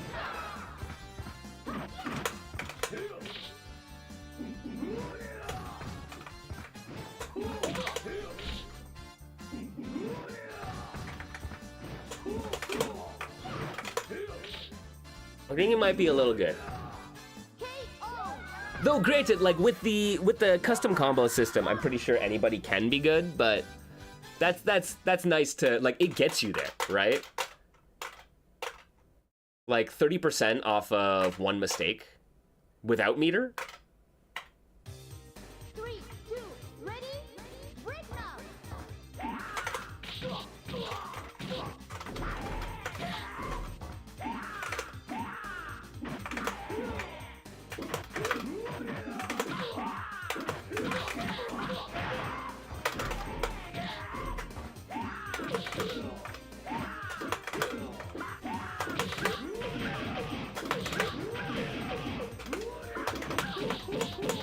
There we go.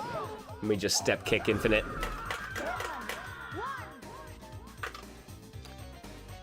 Cause like yeah, you think about it. Like let's see if I can get a big block. Oh, that's an overhead.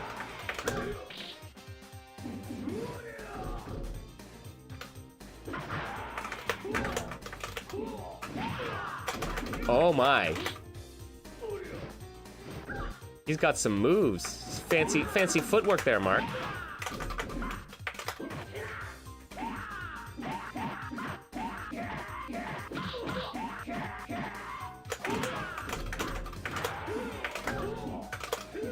Oh.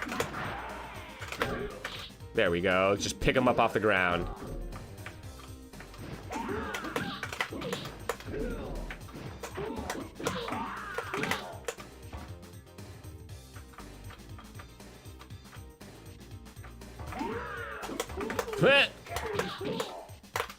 I love it. I love it.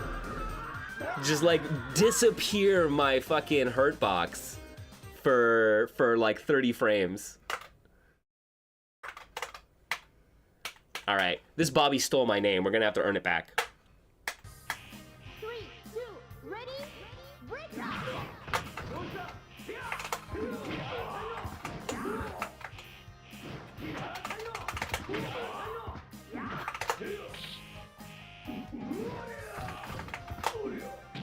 Oh, oh! I can get a follow-up off that, can I?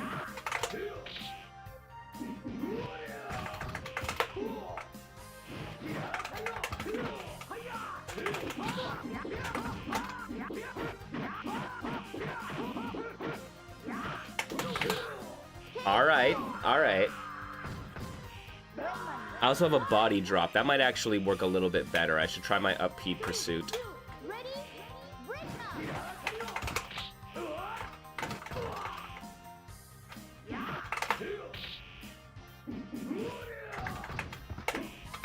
Oh, missed it. Try it again. Yes! Oh, get gone. All right. And see, you know, it took us a while. We had to go through, what, 4 or 5 characters to really find our comfort zone. Man, I really wouldn't have thought, like 5 years ago, I would not have said grapplers would be where I go for a character. 3, 2, ready? Break now.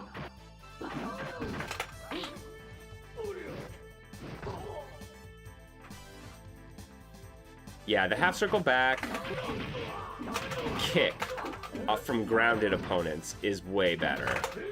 Or, all right, apparently they don't even have to be grounded. It's called a ground attack in the guide, and it's listed with your other pursuits. But I'm just doing that as a punish. 3, 2, ready? Break now. Perhaps it's a different one.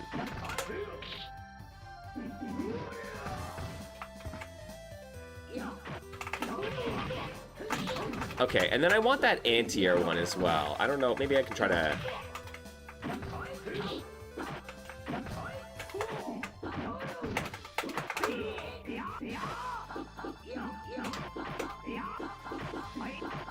Yeah, look at how stubby Han Fei Lan is. They actually struggle there. Even the AI struggling with...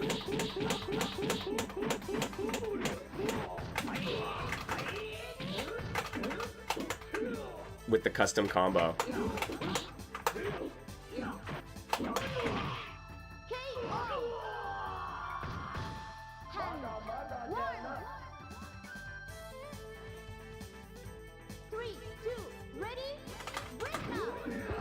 Oh.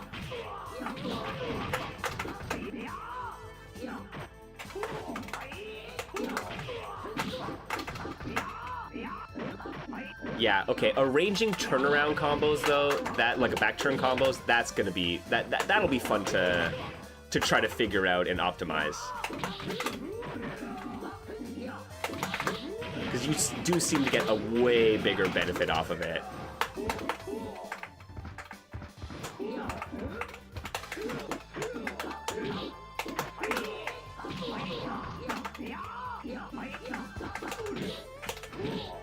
Yo, okay. Yeah, right? Back turn, forward K into drop kick. Like, I don't, that would not work on a regular, like a regular turned opponent. Yo, we're finally getting there, man. 3, 2, ready? Break now. All right, Ralph.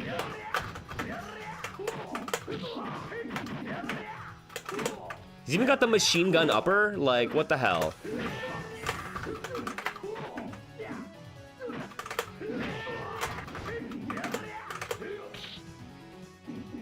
Get thrown. And pursuit attack.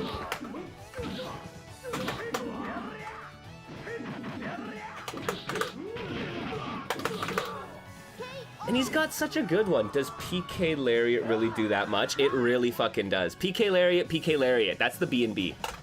3, 2, ready? Break now. Right? And then it honestly, and it gives you like a perfect setup for just like activating afterwards and just getting pressure and trying to go for the mix. I haven't really figured out what Raymond's good like high-low options are, but like he's got a nice like the long hitting step kick lets you maintain pressure for a really long time or an extended combo, and then you can move into like your drop kick or something like that to get the knockdown pursuit. 3, 2, ready? Here we go, boss time.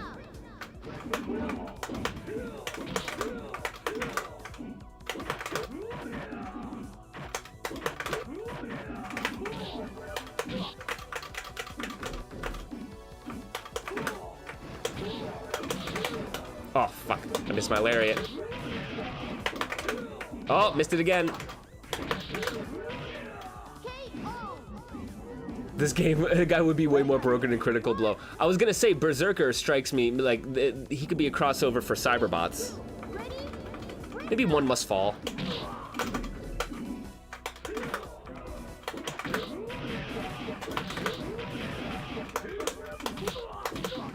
Oh right, I can get a pursuit then after.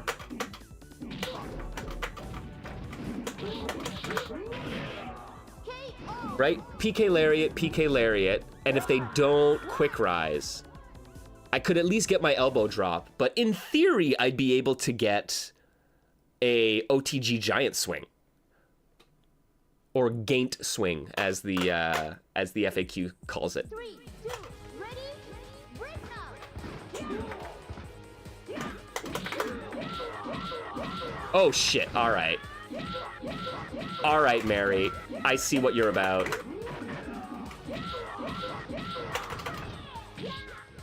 Oh my god. This is the Berserker armor from Battle Angel? 3, 2, ready, break up.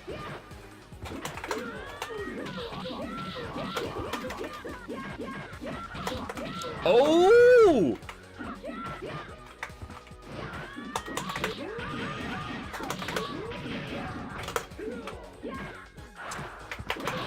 Oh, right, it's the double flash kick. She has the double flash kick. Okay, and I'm getting, I think it might be PKS or PK for the Quick Rise. I'm not entirely sure, but I'm doing PKS now, and it's a little bit more consistent, which is really helpful, because that is legitimately the only way that you're gonna avoid the pursuit attacks. 2, ready, break up. Honestly, this game is pretty good. Like, I'm not sure why people were talking smack about it.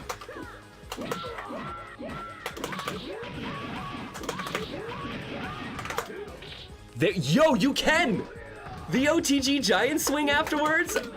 I might be able to get another pursuit.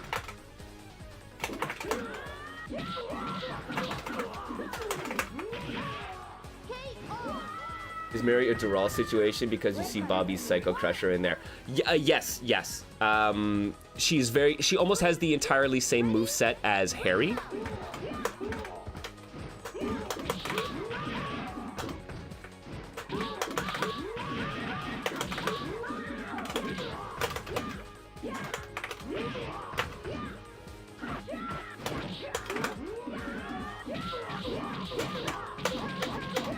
And she's got some of the other characters, like she has like the spiral kick from one of the characters.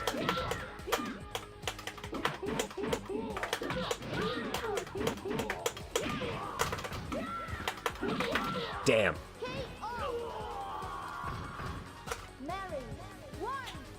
Like, no, and honestly, the game feels really good. I oftentimes expect PS1 era fighters to like feel clunky.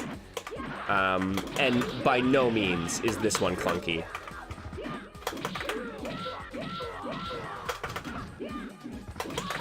Oh shit, missed my...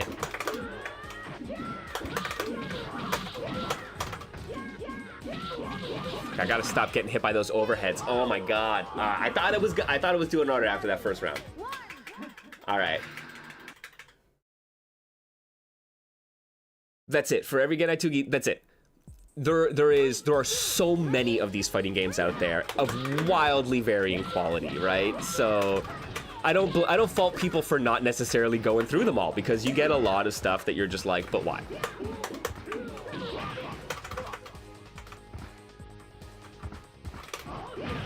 Ugh. Okay.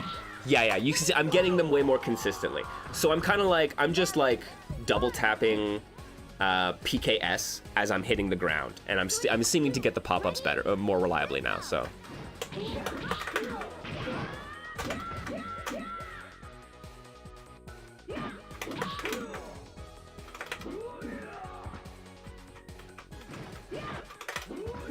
Oh, even for that? All right.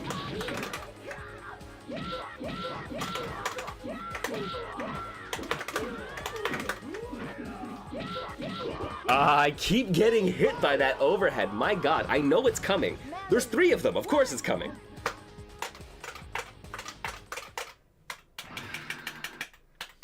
I just need to get one lariat combo into knockdown is like 70% if I can get the giant swing follow up.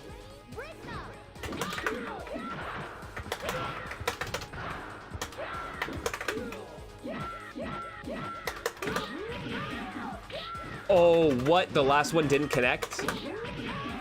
Oh, damn.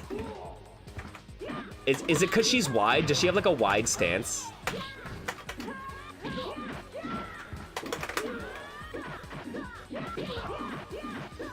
Yo, she can act out of that rising knee for an overhead. That is fucking sick. I love that. I'm absolutely in love with that as a CC mix.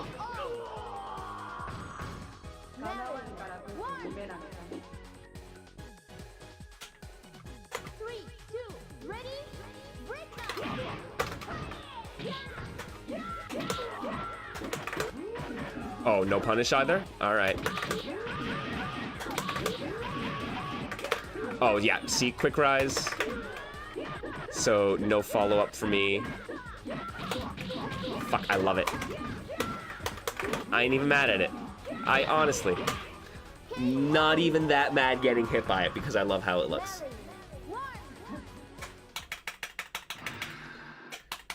Fucking, yo, boss characters for real. All right. And there's another one, isn't there? I think there are 3 boss characters. 3, 2, ready, break out.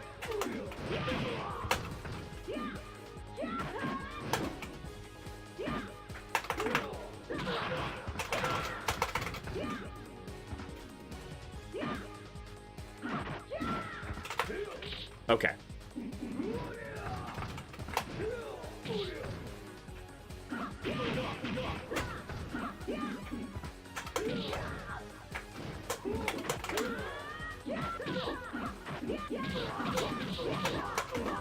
Yeah, and she's into a combo from everything. Whether it be sweep, she's got the range to actually just keep juggling you there from just like slightly out of point blank. 3, 2, ready, break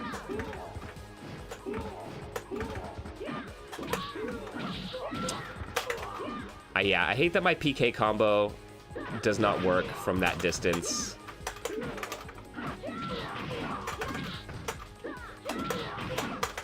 Look at this.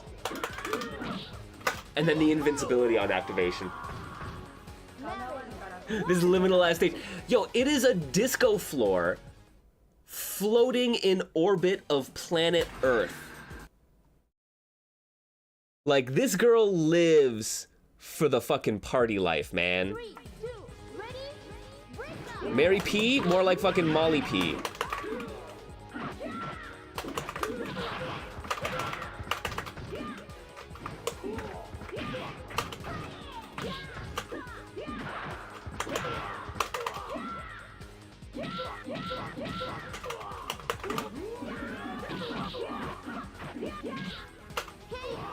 You were in the cone zone. Yeah, it's instead of balls 3D, it's cones 3D.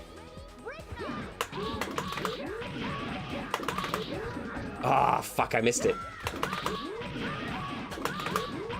Yo. Okay. The N stands for narcotics, absolutely. It must. Oh.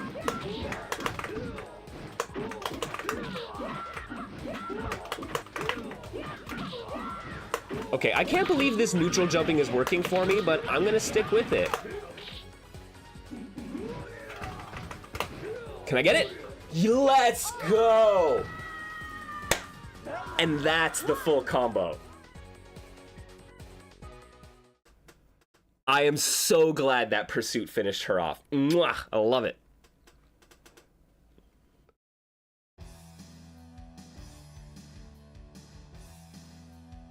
Oh!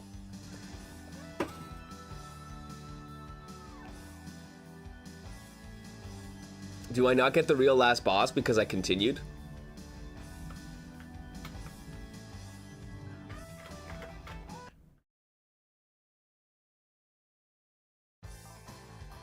Yo. With the bust of Bobby? Look, I know his name says Raymond. It's Bobby from Martial Champions. I will not admit to anything else.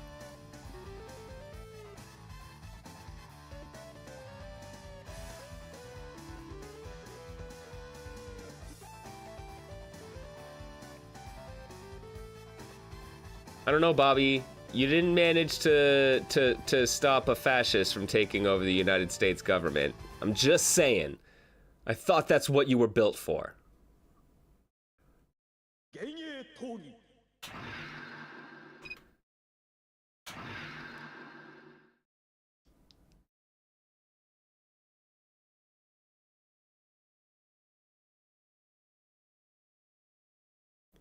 All right, I'm gonna hop in here. I wanna see if I can figure out. Raymond normal.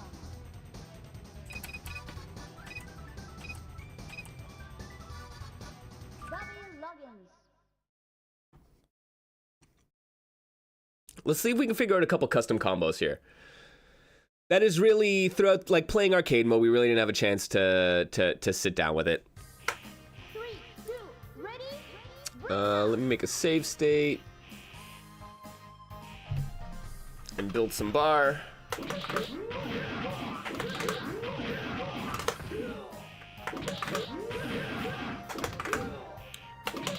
High damage game, friends. High damage. Raymond 1. 3, 2, ready? Break now. All right.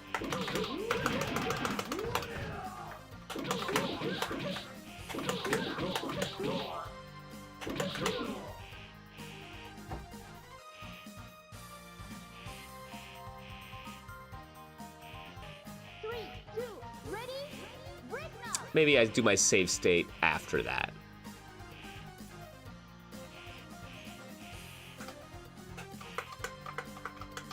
Oh, I didn't actually have it full.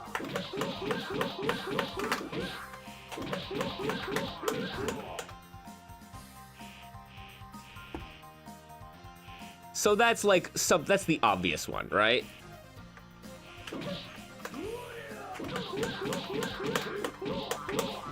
Into that.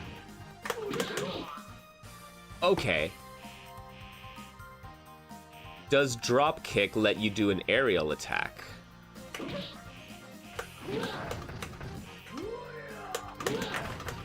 No. Okay, so drop kick is probably gonna be our ender.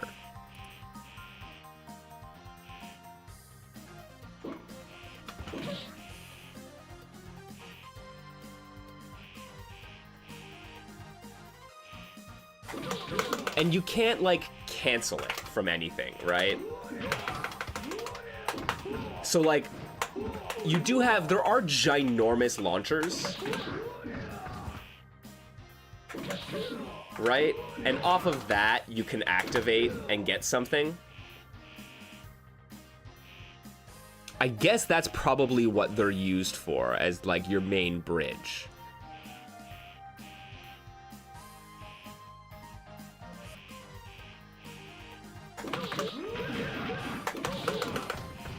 Right? Because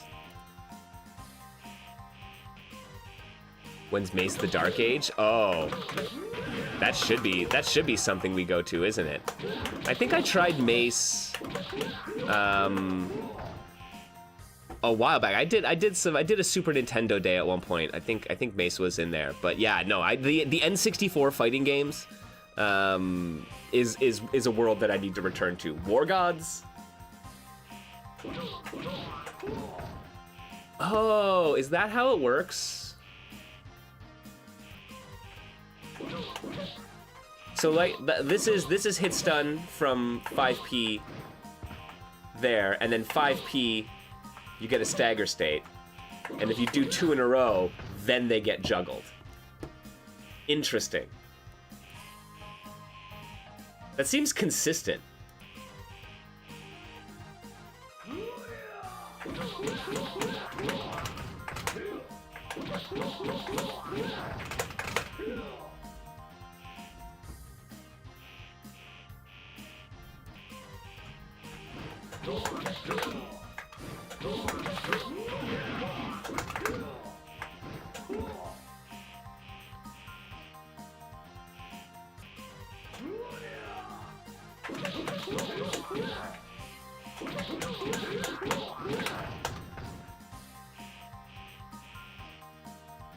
Okay.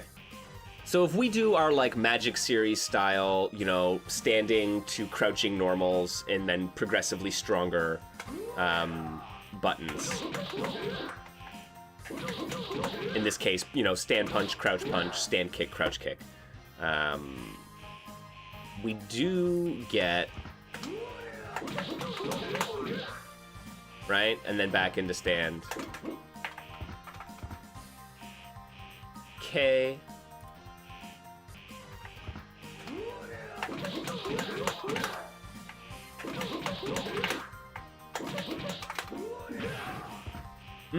Is our... do we have better startup?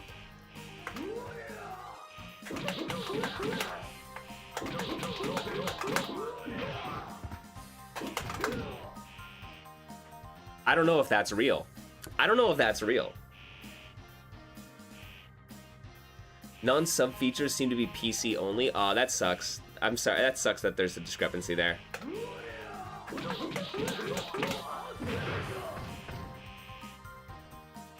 But I can only publish drafts for shorts on mobile. That's very strange.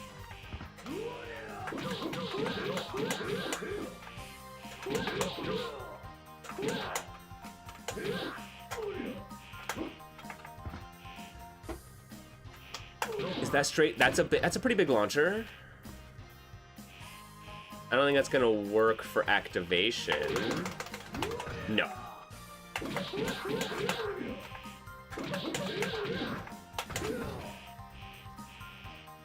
But 5P, 2P, 2K.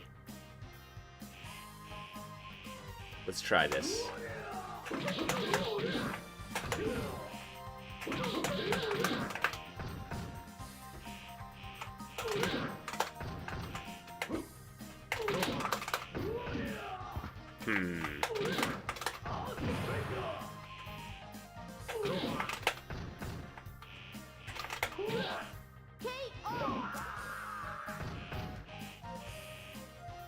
He is radioactive, isn't he?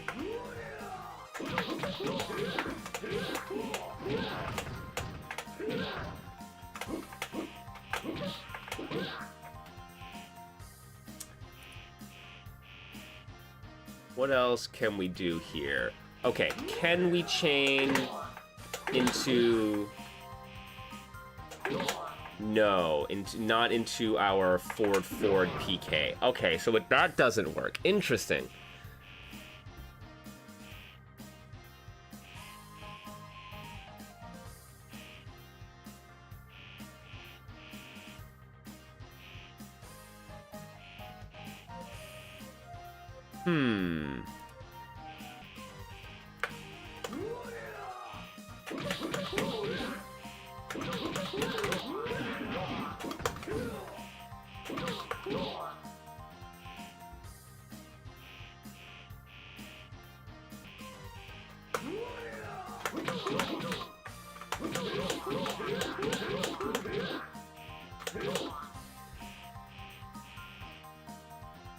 Maybe it's just worth playing. Whoops.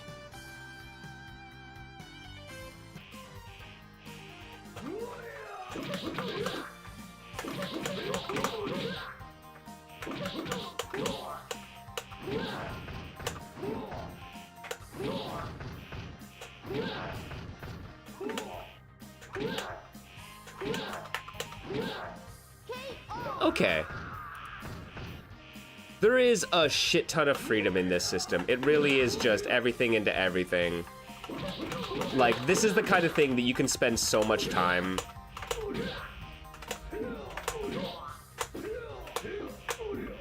really investing in, right? And just like tearing into the finer parts of the CCs. But honestly, you think about how much damage even just regular combos do.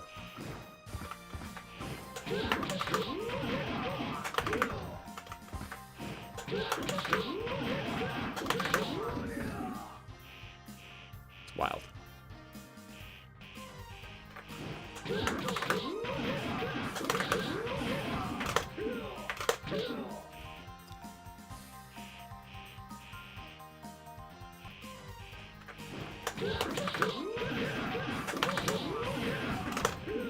Oh, you might not be able to get the... That's unfortunate. You might not be able to get the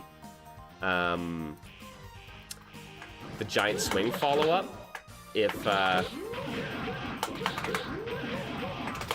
yeah, if you don't get the third hit of your lariat. What's up, J. Cool? So yeah, right? If you take your jump in, you're just far enough away that doesn't connect, and I don't think you recover in time to be able to get your giant swing follow-up. So obviously a lot of... Because there you go. Dash forward pursuit. I love it. That is super cool. I'm a fan of this.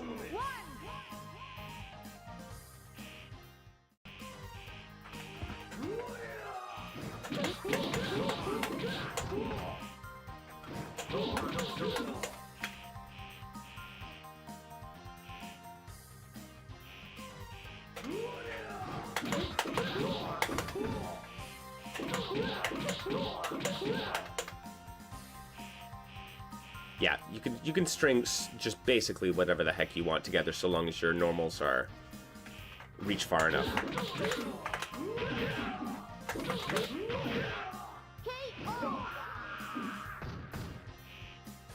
Delightful.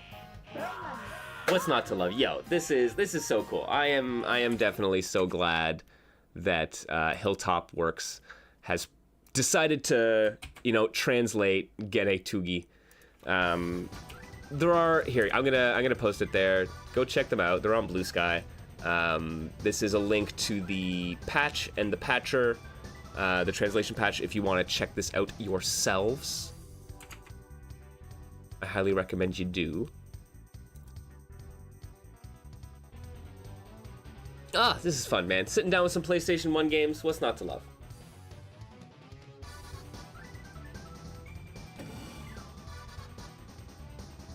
You know what, though? I think I'm going to call it for today. It's a little bit early, but it has been a long week. I've been doing a lot of writing, and I need to give my brain a little bit of a break. So, I think I'm going to go do that. But thanks, yo, friends. Thanks for joining me here in the digital basement. I appreciate y'all, as always. Yo, don't forget, drop me the follows. I'm on Twitter less these days. I'm on Blue Sky more often. You can find me there. I'm also Mr. MKL. We got the Patreon. Yo, guys, we got the Discord server. We've been having some great discussions down in the Discord server lately. So I highly recommend you go and join us. Add to the discussion. It'll be great. I appreciate it. And of course, your reminder, friends, spend those Bezos bucks. It's a new month out there. I am going to be on the hunt for another Twitch streamer who I will send my Twitch Prime bucks to, because otherwise Jeff Bezos sits on it and just collects some interest, and that shouldn't happen. People doing amazing stuff here on Twitch deserve the support, so whoever your favorite streamer is, if you got that Twitch Prime sub line around, make sure to give it out every month, so that you can help a streamer do the little streamer things. You'll make a wish come true. It'll be glorious. All right, friends. Like I said, I'm gonna call it for today. Thank you for joining me here in the Digital Basement for Niche Fighter Monday. We do this every Monday.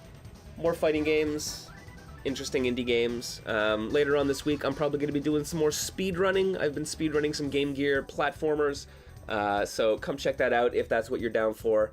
And I got to get back to the cozy CRT gaming streams as well. I want to sit by the glow of the CRT, and yeah, and we'll be playing some old retro games, something on the NES maybe. Yeah.